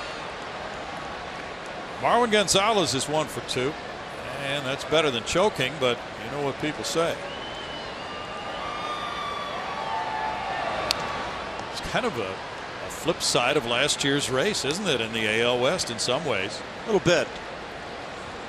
You know, I think when you're defeating the numbers, and as the Rangers were early, defeating them soundly, you say, hey, look, we're just a great bunch. We team up and we get it done one way or the other. And then when they go the other way, I think you realize that you do have to outscore your opposition by, you know, a fair margin. You just keep adding them up. It's tough to win all the way when your numbers are so close.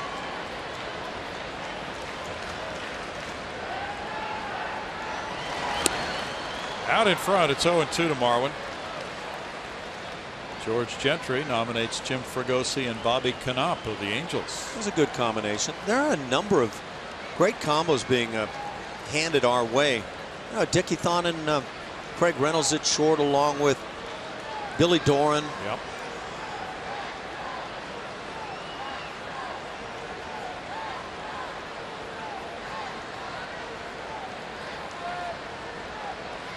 Baltimore leads Cleveland 5-1. They're at the top of the 9th at Baltimore.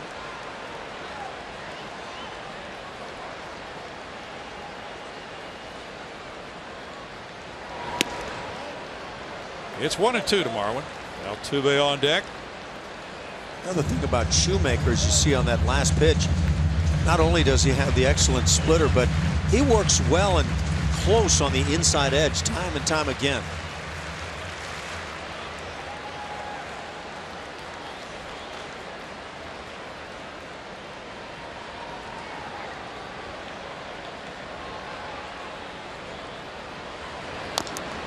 He hit that one twice. Home and road since May 21st on Shoemaker. Quite a differential. 1-3 with a 470 away from home since May 21st. Whatever he's eating at home, they should serve on the road.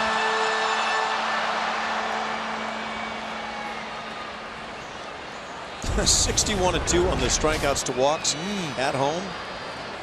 Wow, that's ridiculous.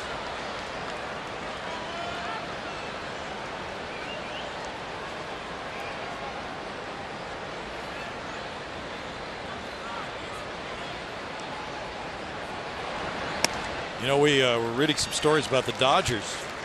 They're not too sure what Clayton Kershaw is going to be able to do for them for the rest of this year, Ash. So. Yeah, he tried to come back. That back still bothering him. And they've got some ground to make up with those Giants, those even year Giants. Dodgers, of course, have a huge war chest to spend on players, so it wouldn't be too surprising if they took a run at a Chris Sale type pitcher.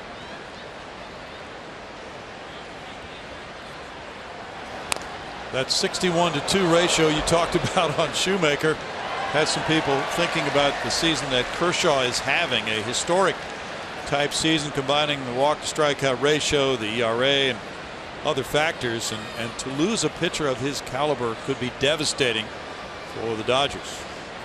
I'm always interested in, and I say it myself, lose a pitcher of his caliber. Name another one. Yeah, that's the thing that Clayton Kershaw has. He's become Sandy Koufax in LA. Yes.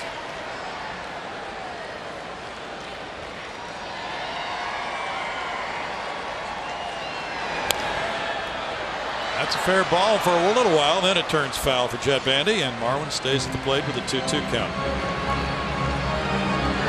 With the Orioles leading Cleveland 5-1, Mark Showalter hopefully getting healthier again. They've had some kind of stomach flu going through their clubhouse, and Buck was shaking hands after his club came off the field last night with the surgical glove on his right hand. And the skip is in his doctor's greens. Yeah. Everybody's scrubbing up before they come back to the dugout. Mark Trumbo hit his 29th homer. Manny Machado number 20.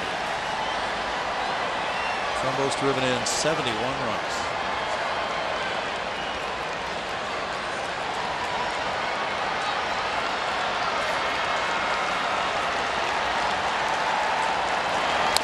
Marlin bounces one. There's Choi with the play for out number 3. 1 run, 2 hits, 1 left after 5. 1-0 Houston.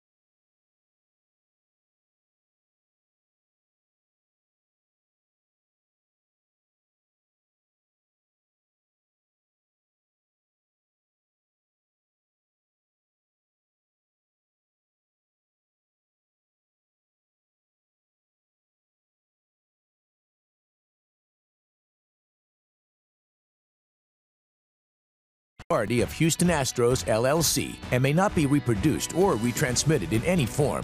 And the accounts and descriptions of this game may not be disseminated without the express written consent of Houston Astros, LLC. Here at Minute Maid Park, where the Astros have won 18 of their last 24. They lead it 1-0 over the Angels. Going to the 6th inning, Calhoun, Trout, and Pujols due up for the Angels here in the 6th against Lance McCullers. And It's a low-scoring game between these two clubs, with the Angels having scored tons of runs so far since the All-Star break. And Lance McCullers has had 2 double plays in his first 5 innings. Ash helped himself out on the second of those double plays, handling a strong throw from Carlos Correa while covering at first base. Cole Calhoun gets it started in the 6th inning. He has a single and a walk. Calhoun has scored 61 runs.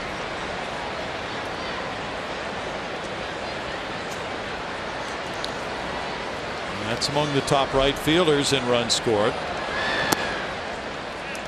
That's ball 1. Pretty good looking pitch as a starter right there. Yeah, I don't think this is the most overpowering game we've seen from Lance this year, but it's among the sharpest games that he's thrown, I would say. Broken bat roller, Altuve. 1 out. Yeah, when it's 0-0 until the bottom of the 5th inning, pitcher cannot afford to make a big mistake. And well, the game started out with an immediate test for McCullers. Runners at 2nd and 3rd, nobody out, facing Trout, Pujols, and Nava, and he didn't give up a run in that 1st inning. Trout has struck out both times.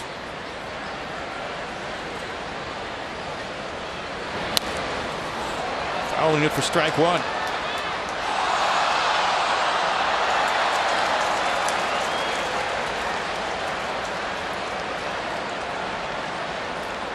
Among the many things Trout has done that haven't been done before.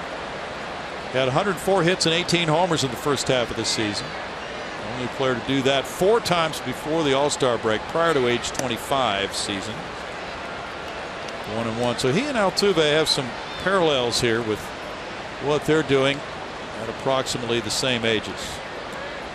A lot of people will kind of knee-jerk and say best player in the game right now, Mike Trout. Think about Altuve with Mike Trout.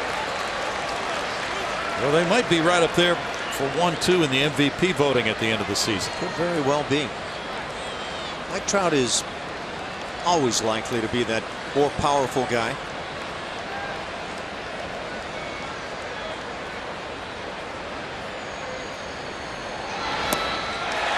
He struck out for the 3rd time tonight.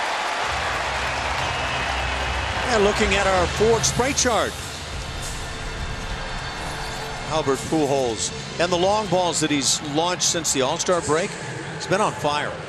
4 home runs already, and looks like that one to center field might have been hit a bit. But he's going to pull most of his home runs. That's who he's been through his career. Don't ever forget any part of the yard, though. Albert Pujols with a shift on. Takes ball 1. He is 0 for 2 in this game. Hit a ground ball to 3rd, and he struck out. 10-time All-Star.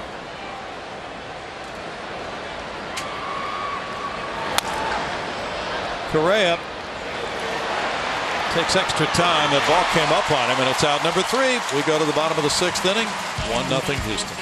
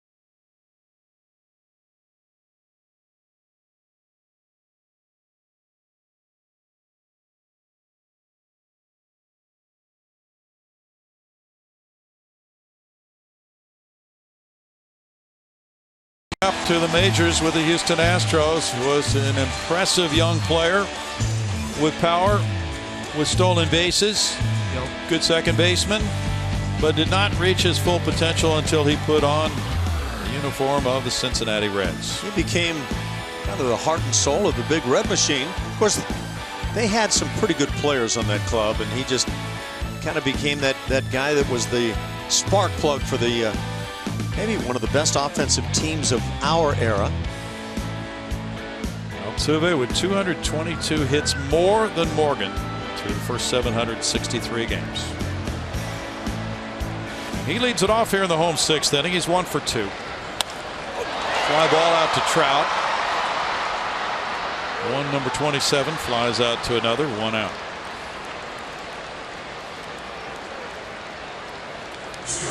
Carlos Correa will be next. He's 0 for 2. Yeah, I think that's a phenomenal figure, that differential in hits between those two great players. It really is. You're talking about Joe Morgan, a guy, what, 2-time MVP? Yep. Correa struck out looking. He's fly to right field. Luis Valbuena's on deck in this 1-0 game.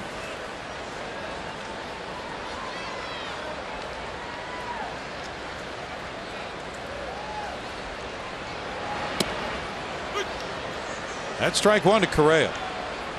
For the name Ryan Sandberg come up tonight, Hall of Famer, but you know, difference in ballparks pretty considerable when you talk Wrigley during the summer. I wonder what Altuve's home run numbers would look like there. Boy.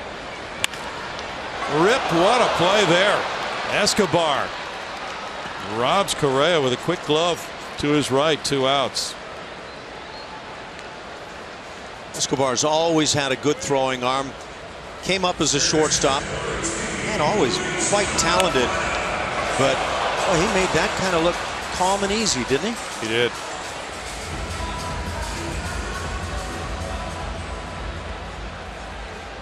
Two outs quickly. Now it's Valbuena. He's 0 for 2 tonight. Each club with 4 hits in this game. Each club has left 4 men. White Sox lead the Tigers 5-4. They're in the bottom of the 5th in Chicago. Tigers are 4 games above 500. Bunted foul. Valbuena was showing bunt earlier, and with this shift on, he's going to take what they give him if he gets a chance to. I applaud Valbuena when it's try to get an inning started kind of a scenario. Go ahead and get on base if they're going to give it to you. Rasmus is on deck.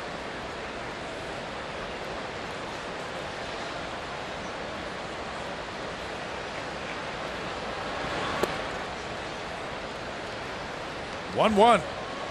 Shoemaker's been able to neutralize left-handed hitters pretty well. Actually, right-handed hitters have a better average against him, to the tune of 34 points. That split-fingered fastball will really help against the lefty hitters. That goes foul toward the upper deck, and it reached the upper deck. 1-2.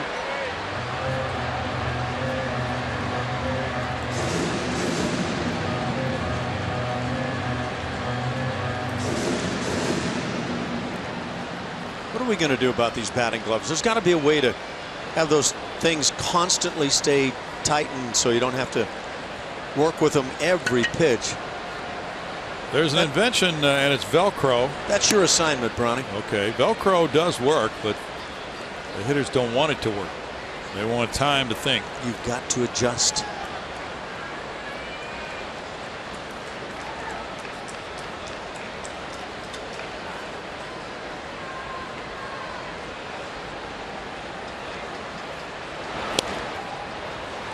Three and 2. Second 3-2 count. Valbuena has worked tonight.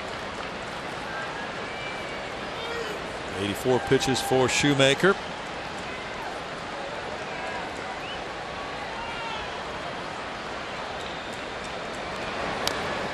And a foul ball for Valbuena.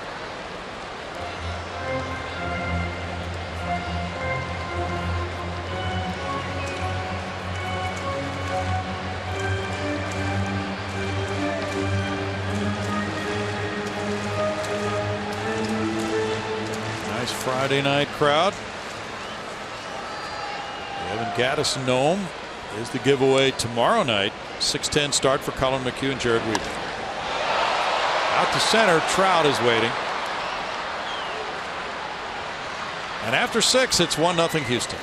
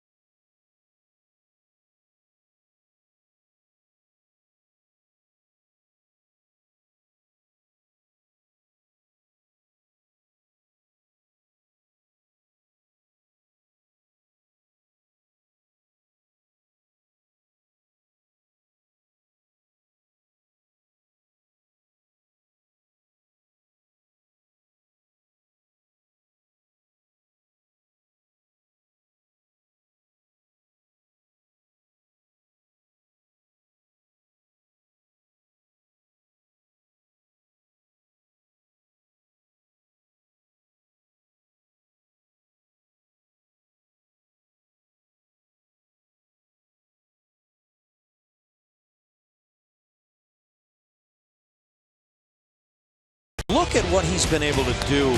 We've talked about his strikeouts, the way his curveball has impacted hitters. The spin rate that Julia brings up when it's all said and done. He just throws it hard, and hitters can't get to it. Lance McCullers dominating with that pitch once again, and he's had a better spotted fastball tonight than normal. And he's in a position to pick up at least one more inning here. 1-0 lead for McCullers, who's not been getting much run support. Daniel Nava leads it off in the 7th inning. He's 0 for 2. McCullers has given up 4 singles. He gave up 2 singles to the first 2 batters in the game. There's strike one. Oh, Julia's crazy about spin rate. That's all she ever talks about anymore, Ash. As soon as she gets to the ballpark, she starts digging in on it. Yep. You guys. We were talking about that all during BP. I know, I can't get enough. We will not take denials on your part. No balls, 2 strikes. All right, Ash, were you talking about spin rates when you were the catcher? You know what? I have to say it never came up at the mound. or any other place for that matter. Can you imagine that as a mound conversation? Let's go, Nolan. Scotty, you've got a great spin rate tonight. Could be the night.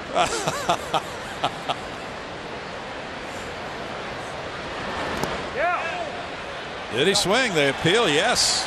That's a strikeout. And it's number 7. Nava's standing there, hand on hip. Tonight's Fan Cam is brought to you by GulloAuto.com. The boys are back in town, and so are the fedoras. Girls. It's a good look, isn't it? Very smart look on her. Infectious. Andrelton Simmons is 1 for 2.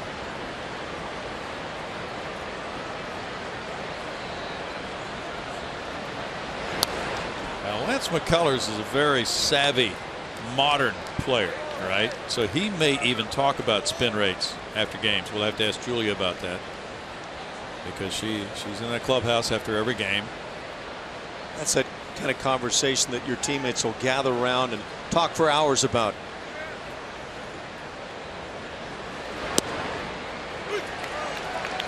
No balls, 2 strikes. Well, Lance calls his breaking ball a curveball, but that last one more like a slider, just tightening it up. Yep.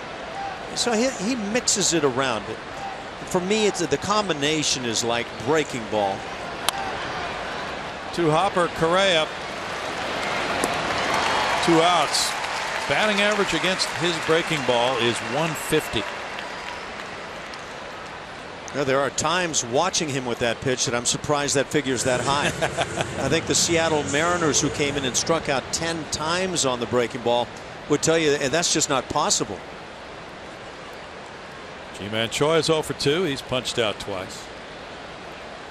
Seattle beat Toronto 2-1 in Toronto. James Paxton came up with a big game, beating Marco Estrada. Steve Cishek got his 23rd save. Altuve's down on a knee. And that is 7 straight, retired by McCullers. Still 1-0 Astros in the 7th.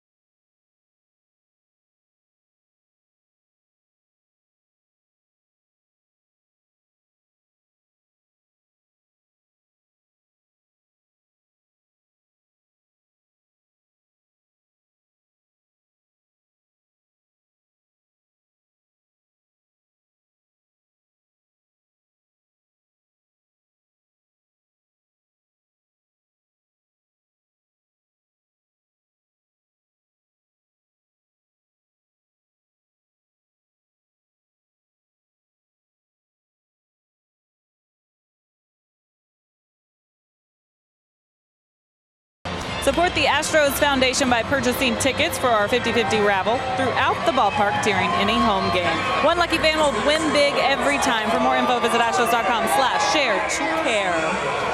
Matt Shoemaker back on to work here in the bottom of the 7th, and Mike Scioscia, talking about his starter. Before the game today, I asked, what is the difference with him since coming back from the minor leagues? And he said, consistency has been a big thing with him. He looks a lot like he did back in 2014 when he was having so much success. But pitch usage for him has been big. Y'all mentioned his split change that's so good, but he's just working his way out of situations a lot better this year. He's responding well. Before, things would kind of linger on and he would nibble around the corners and find himself in even deeper trouble, but not so much the case in his last 10 starts or so here, and a few of those have been against these Houston Astros. Thanks, Julia. Got a question for you in a moment. Colby Rasmus leads it off. 7th inning, 1-0 Houston. Rasmus is 0 for 2. Seth Green has a question on Twitter. When will the Astros bring Alex Bregman up, and what position will he play? Strike one. You're not thinking about passing that on to me, are you? No, that's Julia's question. Okay. She's all over it tonight. She's been studying. She's seen all the quotes. And therefore has no clue. We don't know, do we? We don't know exactly, no, but I know that AJ Hinch said that he wanted him to play left field again, and he would play third base again this weekend, but wouldn't go much further than just those couple of days. So, up after that, depending on how much work he gets out in left field, I know AJ also said, I want the Albuquerque Isotopes to send balls out into left field for him tonight so he can get some work. I wish I could call in and tell him what to do, but that's not the case. It's just experience, and he explained a lot of why they needed him to get some reps over here. It's not about just catching fly balls in left field. It's a lot about where to throw the ball. Once you get up in this big league ballpark, a lot of things move quicker.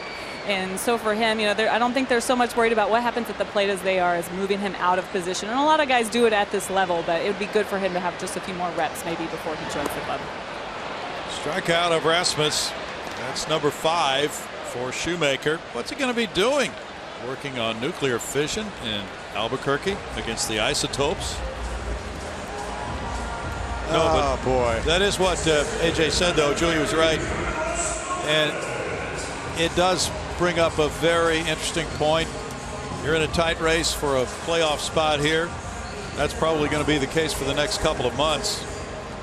And it's unfair to bring up a young player who has not played a particular position before when he hasn't had many repetitions. Let's say you've got a game like this. It's a one-run game. It's the 7th inning. There's a ball hit down the left field line.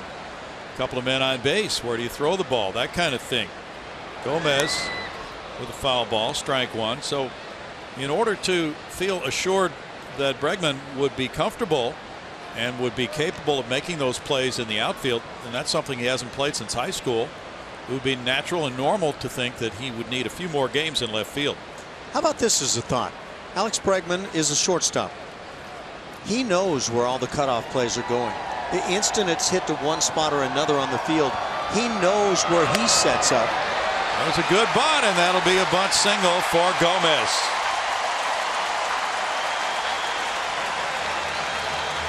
And that's one way to break out of things, and one way to get a rally started possibly. Gomez is on for the second time tonight. Here it is. Not the best of pitches to handle in a bunt situation, but even with that high fastball, gets it down beautifully. He's 9 for 11 in steals. He was at first when there was a throwing error by Shoemaker. In the second, when he had measured a big lead, Preston Tucker tripled and scored in the 5th. He's 1 for 2. Jason Castro on deck.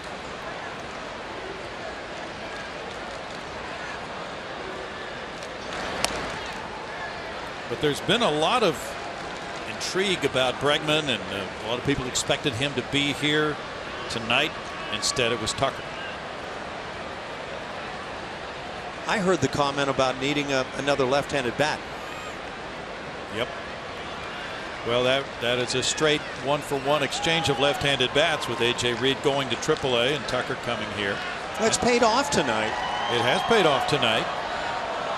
And he's been hot lately, as has Bregman certainly. Runner going, swing and a miss, and the throw from Bandy not in time. It goes through into center field, but Gomez is still down.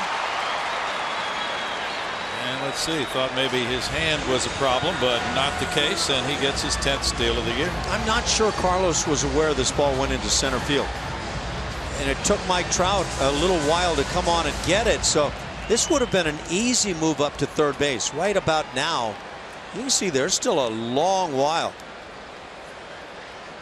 Okay. They've jammed that left hand a little bit on the leg of Simmons, perhaps. What Andrelton does is he keeps the glove on Carlos as if the ball was in the glove. Excellent point. 1-1.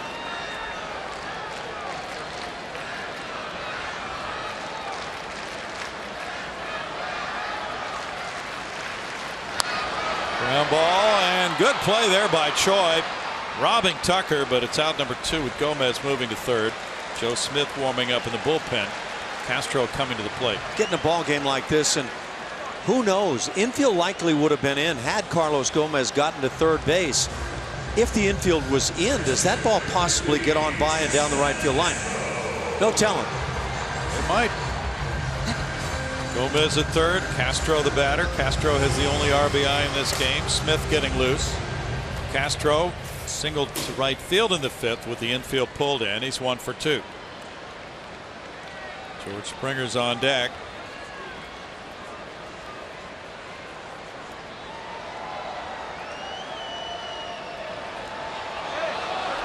A balk is called, and that'll get run number 2 home. And now here comes Mike Scioscia to argue.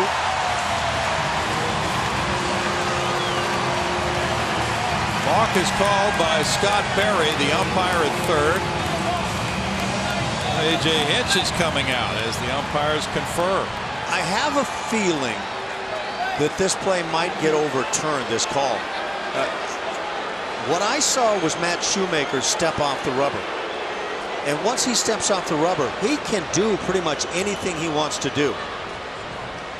Let's see if they're... Well, from the windup, though, I'm not sure you can do that. Not like that. You know, that's from the stretch. You can do that any time you want. from the windup. I don't know that that works because the body moves first. Yeah. Well, they're going to bring him back to third. Oh, I don't like that call. They're overruling the ball call. Look, when you're in the windup, what happens? That constitutes the beginning of your delivery once you move like that. I'm not buying into that call at all. Well, Scioscia just canceled run number 2 when he came out and caused Scott Berry to reconsider, and the call was changed. Don't like that reversal at all. You can see again Shoemaker from the wind, and you can't start glove, right hand, body turning to the right and then step off. Can't do it. Paid attendance 36,453 tonight. Castro fouls it. The only thing Shoemaker could do here to be legal is step off with no body movement, and you can't tell me that's the case.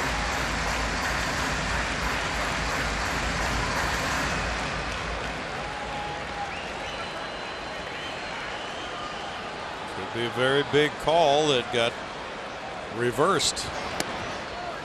And it's 1-1. Boy, difference between a 1 and a 2-run lead could be enormous here in the 7th inning.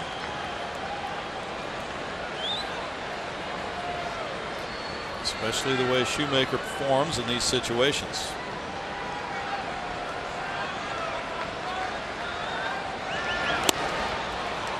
One and 2.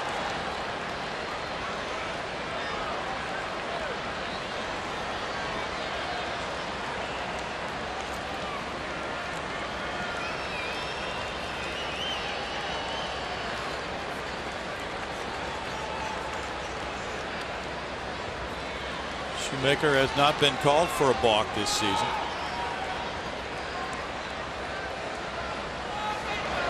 Whoa, that one took off. 2-2. In fact, Shoemaker has not balked in his major league career. Not if he gets calls like that.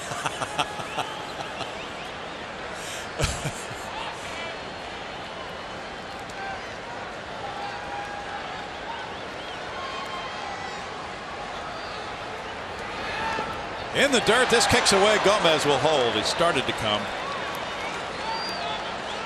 That would not have been a good decision had he continued. 3-2.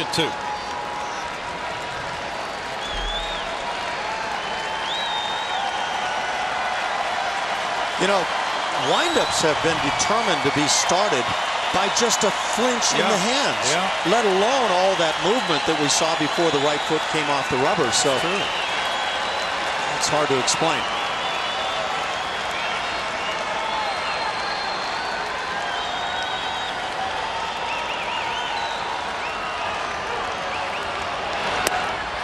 That's a walk. Runners at first and third for George Springer now. And we'll get a pitching change to Joe Smith. First walk of the night for Shoemaker. He's walked only 23 this year in 113 innings. This move to the bullpen by Mike Scioscia has been the rallying cry for the Astros when they've faced Shoemaker this year. 1-0 Houston. Back in a moment.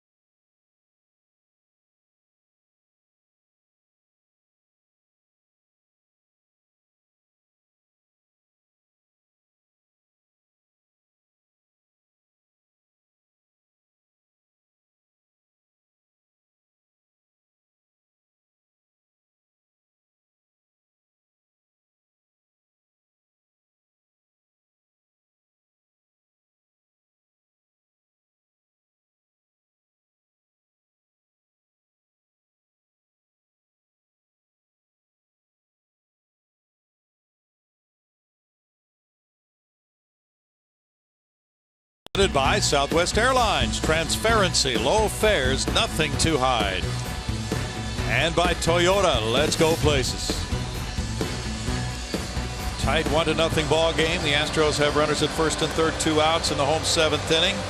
Joe Smith has come in from the Angel bullpen to face George Springer, who's 0 for 3. 32-year-old right-hander, Joe Smith. And he's a workhorse for the Angels. Just 1-4 on the season. Doesn't tell you much. Submarine to sidearm kind of a tosser. And he gives right-hand hitters a very rough look. He had a rough first half of the year. Lately he's been doing better. He missed 28 games with a left hamstring strain. Came back from the disabled list July 1st. And he took over as the closer when Houston Street was on the disabled list. George Springer's 0 for 3 tonight.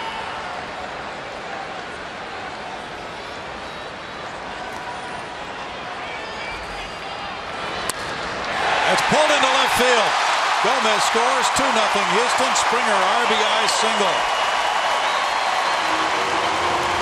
That's the third time tonight he's swung at the first pitch. This time he gets RBI number 56. Gorgeous work. He picked out a slider. I don't know if he was guessing breaking ball, but he got a slider that oftentimes is really tough on the right-hand hitters. Stayed back with the hands and got it done.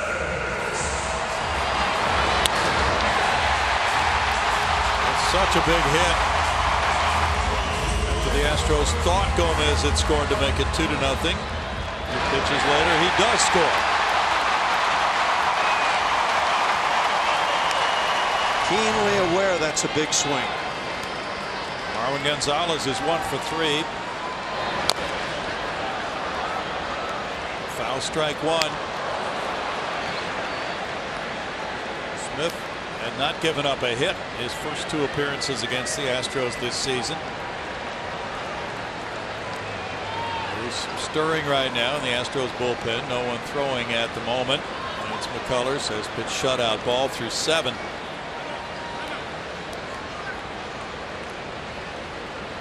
Jose Altuve's on deck.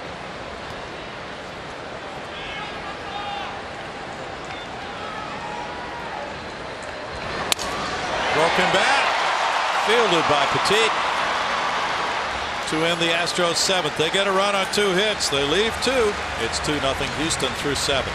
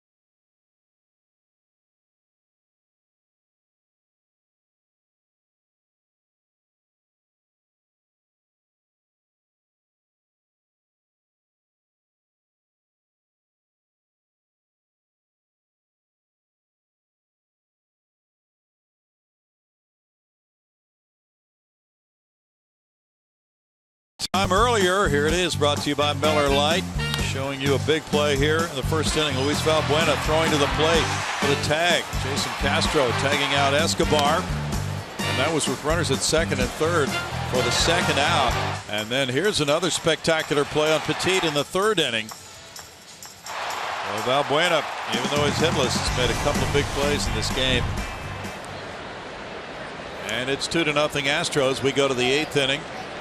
Chet Bandy, the batter. Lance McCullers is trying to get an out in the 8th inning for the first time this season. Bandy is 1 for 2. Luke Gregerson's throwing in the bullpen. That's strike one. And the efficiency has allowed McCullers to remain in this game. 93 pitches. So usually in this type of a situation with this type of pitcher who's making this the longest outing if he gets one out here in terms of innings pitched, and the most pitches he's thrown this year has been 108 here against Baltimore May 26th. It's generally batter by batter as far as the manager making a decision. J.C. Ramirez is warming up for the Angels. That's a swing. And a strikeout. That's number 8. Yeah, if you're going to go batter by batter and he's making hitters look like that, I'm going to stay for a little while here. You bet. This is how tough this breaking ball is on the hitters. Not even close to the strike zone, but when it leaves the hand, hitters are not recognizing. Gregorio Petit is 0 for 1 with a walk. Brent Strom watching McCullers in quest of win number 5. He gets one in on the hands and Petit fouls it back. Strike one.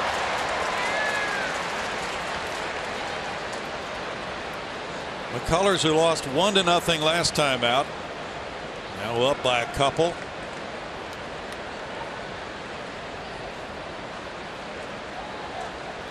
He had a 2-1 loss, a 4-3 loss this year. 0-2, but he is quite capable of winning low-scoring games with his dynamic stuff, especially the breaking pitch we've seen tonight prominently. There were plenty of times last year in watching Lance McCullers, you could project him as the ace of any given staff. His stuff is that kind of stuff that stands in the top of the rotation. It really is. The game he had here against Kansas City in the playoffs was another example of it. His run support 3.75 per 9 innings on the average. That's pretty low. You go below 4 runs a game and it's awfully tough to win on any kind of consistent basis. A strikeout, number 9, gets him his second out in the 8th inning.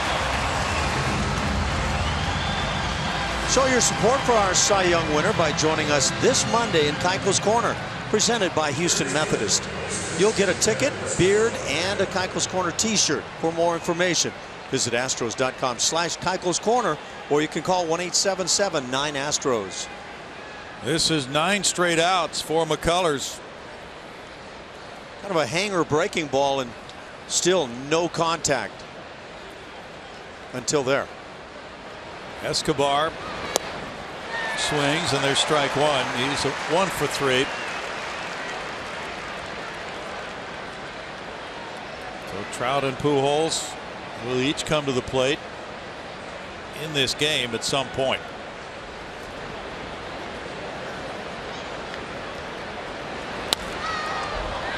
Foul ball out of play for Marwin. 0-2. Cam Bedrosian's warming up for the Angels. You won't find many pitchers, especially power pitchers, that will throw anywhere near this percentage of breaking balls in a game.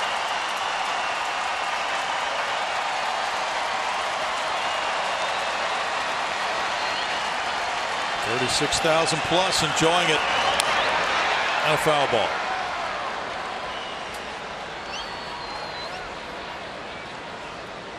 I think Yunel Escobar may have taken one on the back knee.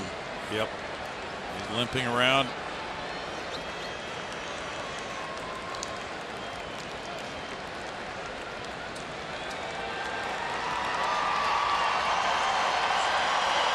Anthony Lewis wants to know if we think that AJ would allow Lance to complete this game if he has an efficient inning here.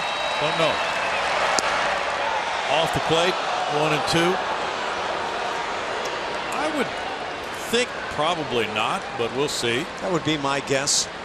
He's at 103 pitches. That's the most he's thrown in a game this year.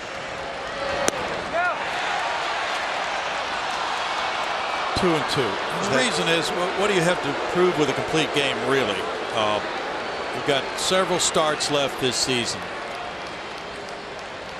If he gets one more out here, that should probably do it, but that's just a guess. Bullpen is well rested. What a beauty. A changeup struck him out. And that's a 10 strikeout game for Lance McCullers. 2-0 Houston. He strikes out the side in his 8th and probably final inning tonight.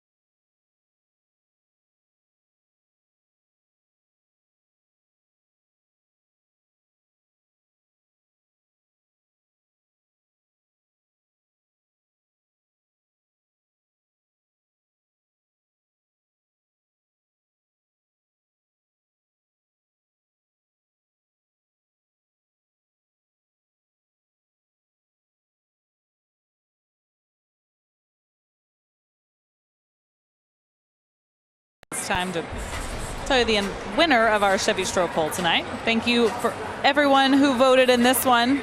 We were talking Altuve and Correa, and we wanted to know which historical second base shortstop combo are they most like. And this is offensively. You say Derek Jeter and Robinson Cano.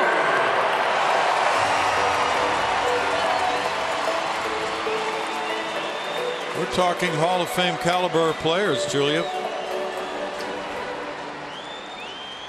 We go to the bottom of the 8th inning. J.C. Ramirez is in the game for the Halos. Here's Jose Altuve, 1 for 3. Swinging at the slider, and it's strike 1. Matt Shoemaker went 6 2/3. He allowed 5 hits, 2 runs, walking 1, fanning 5. He threw 101 pitches, 67 for strikes. Joe Smith, 1/3 of an inning, 1 hit, no runs, no walks, no strikeouts. Now Ramirez. And it's 1-1. Ramirez was with Cincinnati earlier this year, and the Angels have found him to be pretty good with them. A 5.28 ERA with both clubs combined. And the Astros touched him up. He was claimed off waivers June 26th by the Halos. Has good velocity, and yet the numbers indicate that hitters get to him. It's 1-2. Well, you won't see Altuve take that pitch very often. Nope.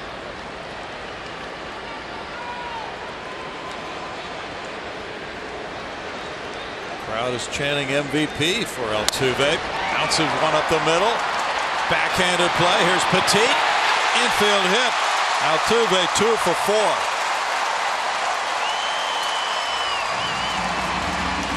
.135 hits this year.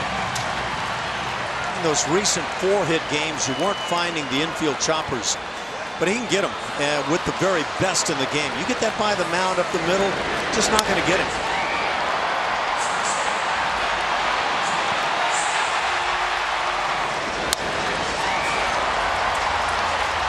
Part of being a really great hitter is utilizing the speed to beat out some balls in the infield.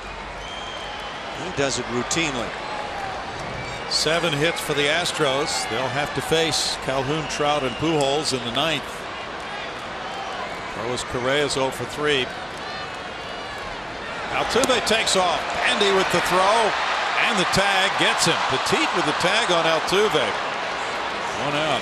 Jet Bandy could not have made a better throw. Nice quick release, put it on the money.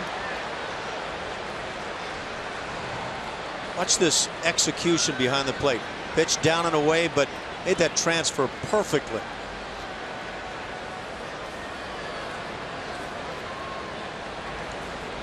That was a terrific throw by Bandy. Pitch was ball 1 to Correa. Carlos looks at it, and it's a 1-1 count. J.C. Ramirez was born in Nicaragua. He signed with Seattle in 05. The Phillies traded for him. He's been with Cleveland and Arizona. 2-1. It's only the 4th time Altuve has been caught trying to steal this year in 29 attempts.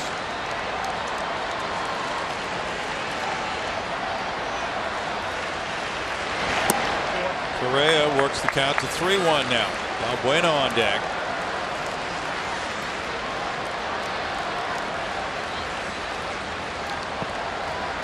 To me, this is a spot for Correa to tee off if he gets a pitch to handle, not to take and see if he can draw a walk.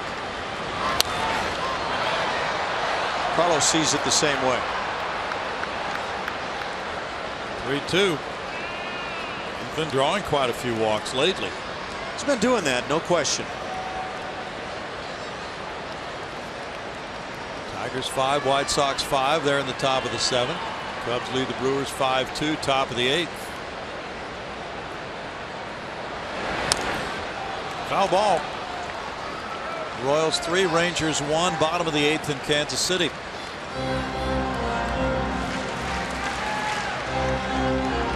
Dodgers and Cardinals 2-2, top of the 8th. The Rays and A's are scoreless in the 3rd. Yankees beat the Giants 3-2. Gold Glove shortstop Brandon Crawford made 3 errors in that game. That's a pretty tight grouping down and away.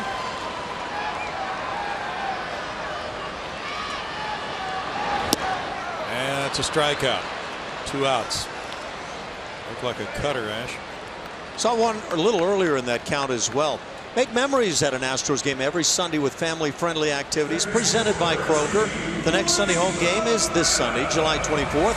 For more information, visit Astros.com/Sundays, or you can call 1-877-9-ASTROS. That'll be Mike Fiers pitching Sunday at 1:10. We were hearing that Tim Lincecum will get the start for the Angels. Luis Valbuena's 0 for 3, looking at ball 1.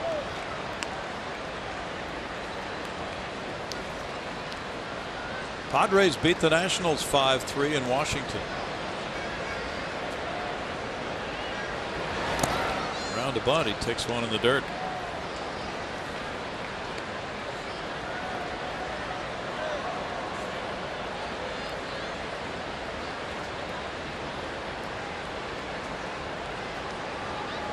With the Mariners 2-1 win in Toronto, that'll help the Astros a little bit in terms of the wild card race.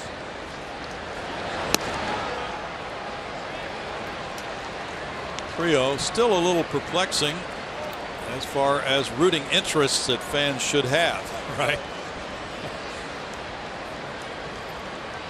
Yeah, there's still a lot to sort out, no question about it. That's a walk to Valbuena, his 43rd walk of the year. He gets Rasmus to the plate. Colby 0 for 3 tonight. Hey, Brownie, look at the Astros bullpen. Yeah, I noticed that because Gregerson had been warming up. And apparently he was all set and ready to go. But then on the other hand, maybe he won't be needed because there's McCullers. By the way, have you noticed Colby Rasmus with the batting gloves tonight? Yeah, we had a remark on Twitter about that. Yeah. What do you think's going on there, Ash? Oh, I'm surprised we don't see socks worn differently. just all kinds of stuff going on. You start going 0 for 20 plus, and you're going to try about anything.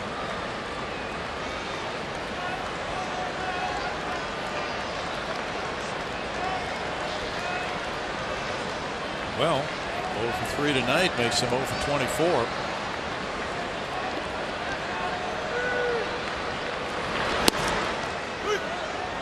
One and one.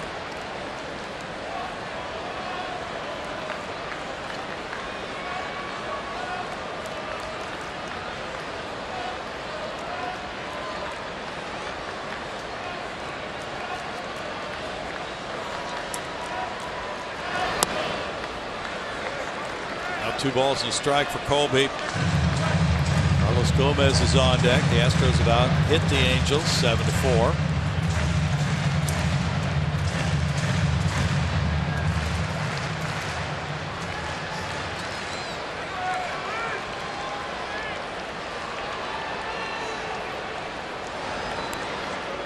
Rich Dower is about as deep as we've seen a first base coach stand in a while, Ash. I think that's coach's shift. Okay. That was kind of like when Mark McGwire was hitting and Jose Oquendo was in left field, right? You needed him to be in some kind of safety cage down there when that was the scenario. 2 balls, 2 strikes.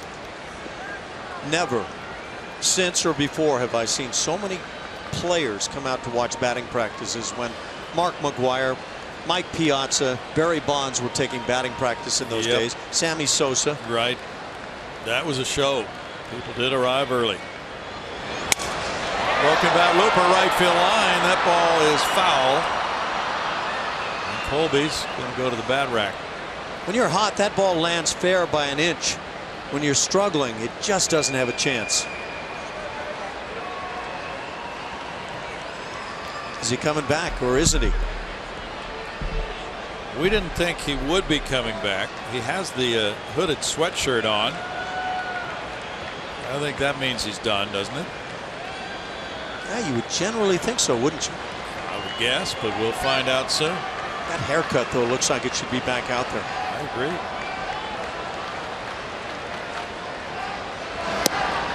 Rasmus strikes out, and we'll find out right away as it's no runs, a hit and a bad left. We go to the 9th, 2-0 Houston, and the sweatshirt's coming off.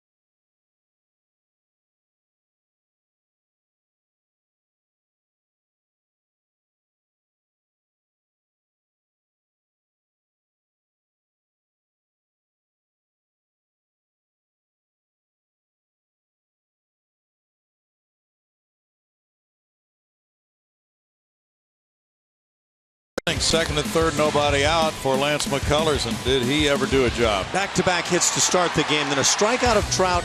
Albert Pujols hits that little ground ball that Valbuena gets the key out at the plate with. Daniel Nava pops up, and Lance McCullers gets through the first inning. And from there, he has sailed. Got a double play in the second inning, but the punch-outs have been big, 10 of them tonight. And Lance McCullers has kept the pitch count down, 105 as he embarks upon a 9th inning. And he comes out for the 9th inning. One career complete game. That was against Baltimore last June 3rd.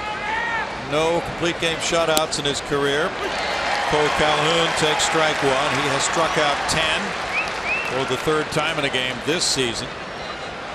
Calhoun has a hit and a walk. The bullpen is busy with Will Harris getting loose.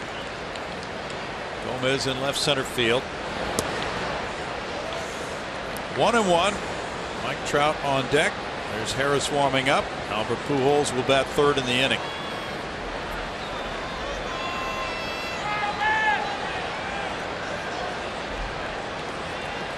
Calhoun is 2 for 6 against Harris,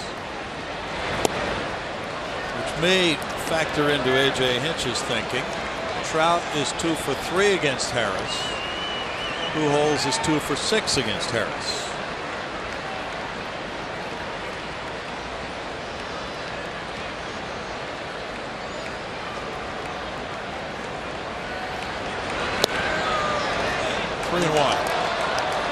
Yeah, this part of the order, the leadoff walk is clearly not in the game plan.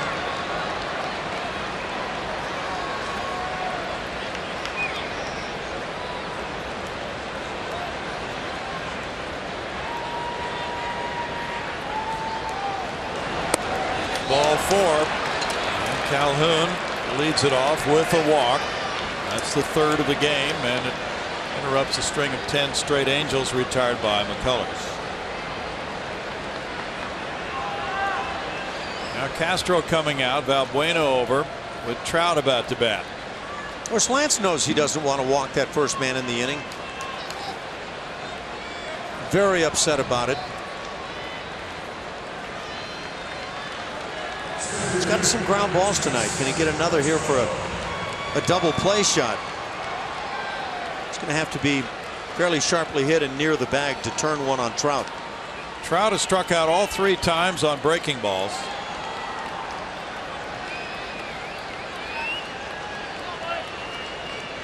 Trout's now 1 for 12 lifetime against McCullers. Altuve shades up the middle on Trout.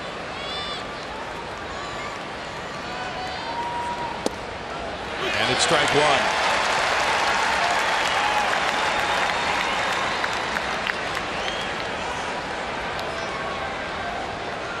Last complete game shutout by an Astro. Mike Fiers no-hitter here against the Dodgers last August.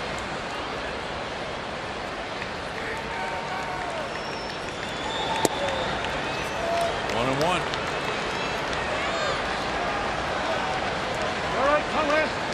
Colin McHugh has the only complete game by an Astro this year.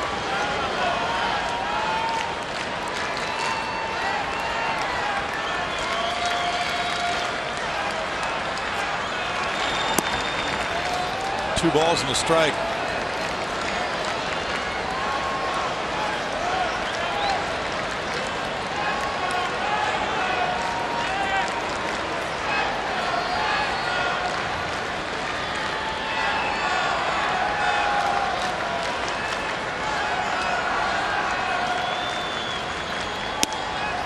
Now 3-1 to Trout.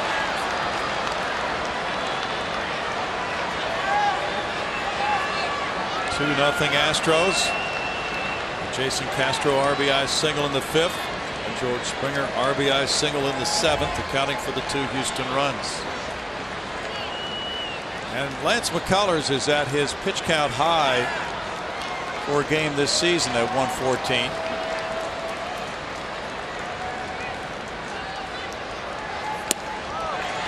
Strike 2 and a full count for Trout. Comes with the fastball and then puts it right on the edge. Fastball is really not the pitch that Lance has the great strike throwing confidence with. 36,453 the paid attendance at Minute Maid Park. Foul ball keeps Trout alive. Jason Castro took one.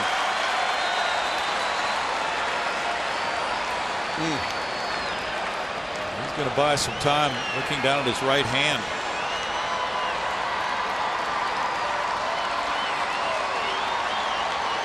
Yep. get that man on base, and it's really tough to put the hand behind your back. Evan Gattis was hit by a pitch on his right hand Wednesday. That hand is swollen and sore.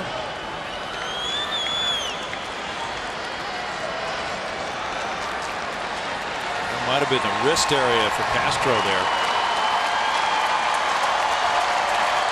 It always seems to come down to facing Albert Pujols for the Houston Astros in a big game. With the Angels, these two guys just seem to come up when you've got to get the big outs.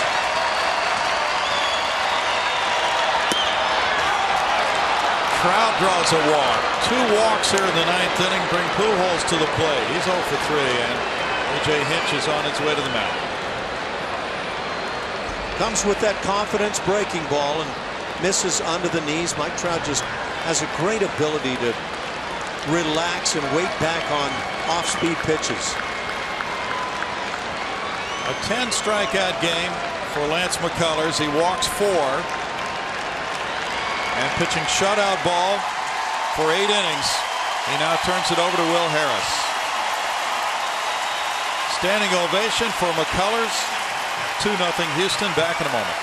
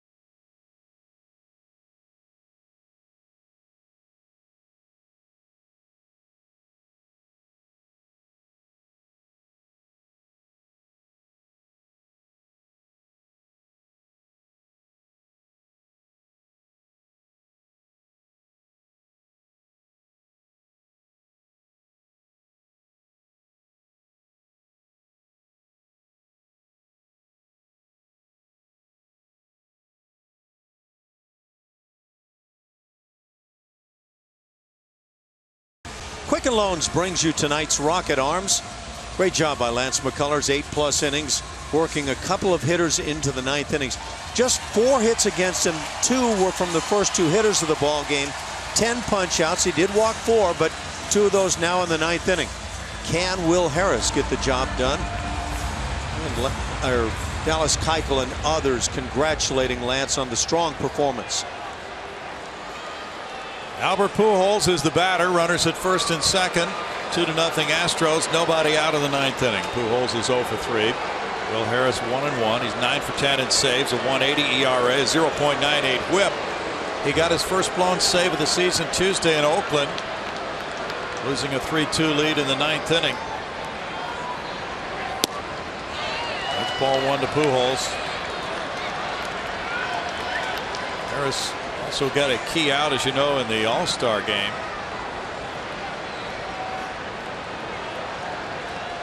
Might have been the key out. Yeah, bases loaded. Daniel Nava's on deck. Foul tip makes it 1-1. Harris has inherited only 4 runners this season, allowing 1 to score. Pujols is grounded into 14 double plays. Does not run well.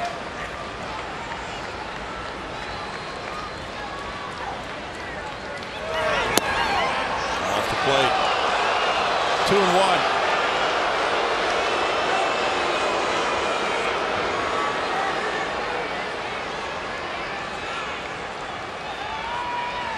Harris has pitched 4 times this year against the Angels. He's allowed 1 earned run in 4 innings and has 2 saves against them.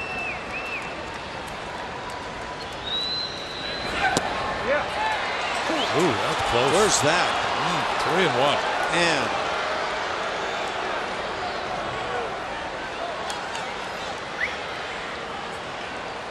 boy, Albert really knows his strike zone.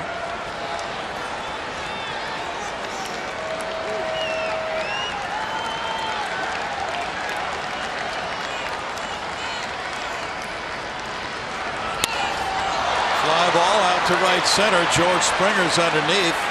Calhoun tagging at second. Springer with a big time arm will fire into the infield. And there is one very big out. a lot of us wanted that previous pitch. I'm not sure on the final pitch if Albert Pujols didn't help out a little bit. Looks like he did, Ash.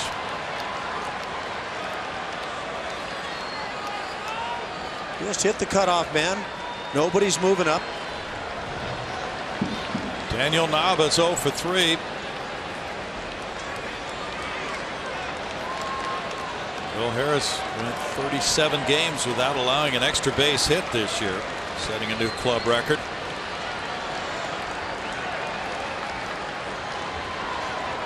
Andrelton Simmons is on deck.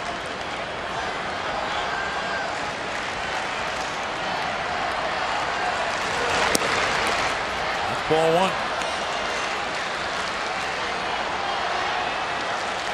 As a major league pitcher, you're trying to peck away at the edges, at the knees, sometimes coming up. And Will Harris is missing very close if he's missing.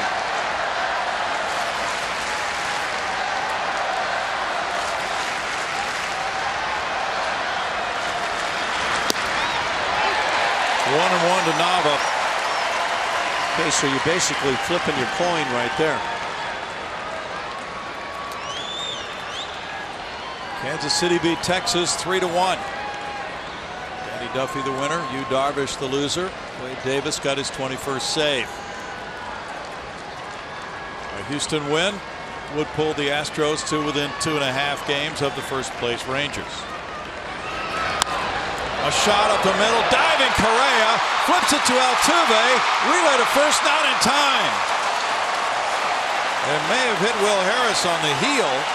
Correa with a diving play up the middle got the force for out number 2. Oh, we were talking about combination short and second earlier in the game, and how about that play? Carlos Correa making a gem, and Altuve heads up enough to get there just in the event. Big out. Watch Correa land on the baseball a little bit. I don't think Altuve initially thought there'd be any shot. There really wasn't.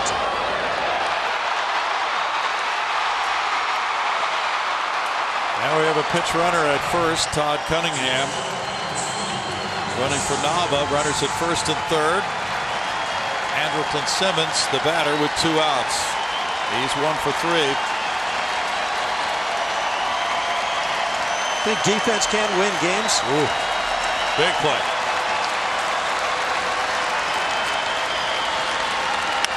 Ground ball hit into left field, and it's 2-1 on the RBI single by Simmons.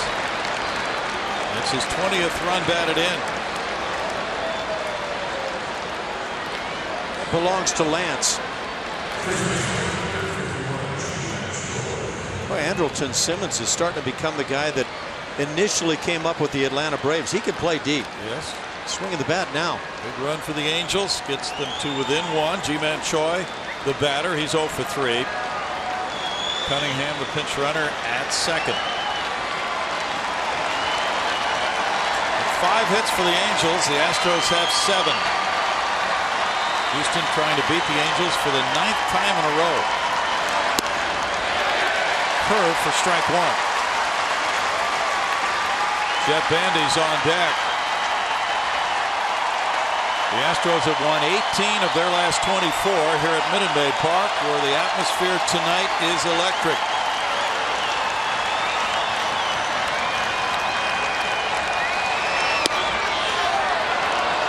One and one. Angels on a 6-game winning streak, and their offense has really been potent. Tonight they have struggled.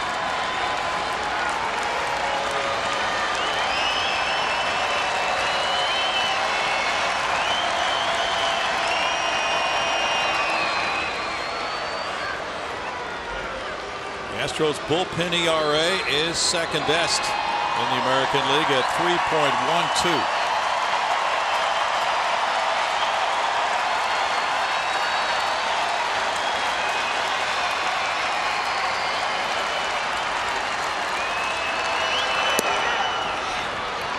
Two and one.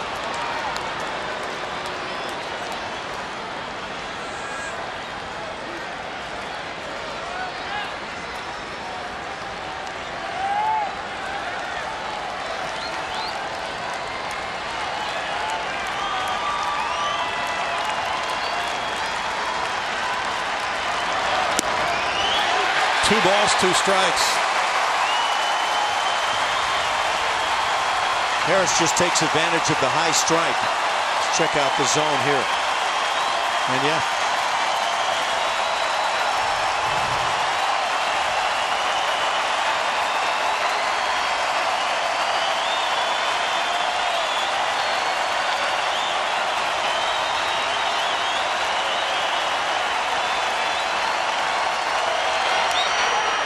Still 2-2 on the foul by Choi.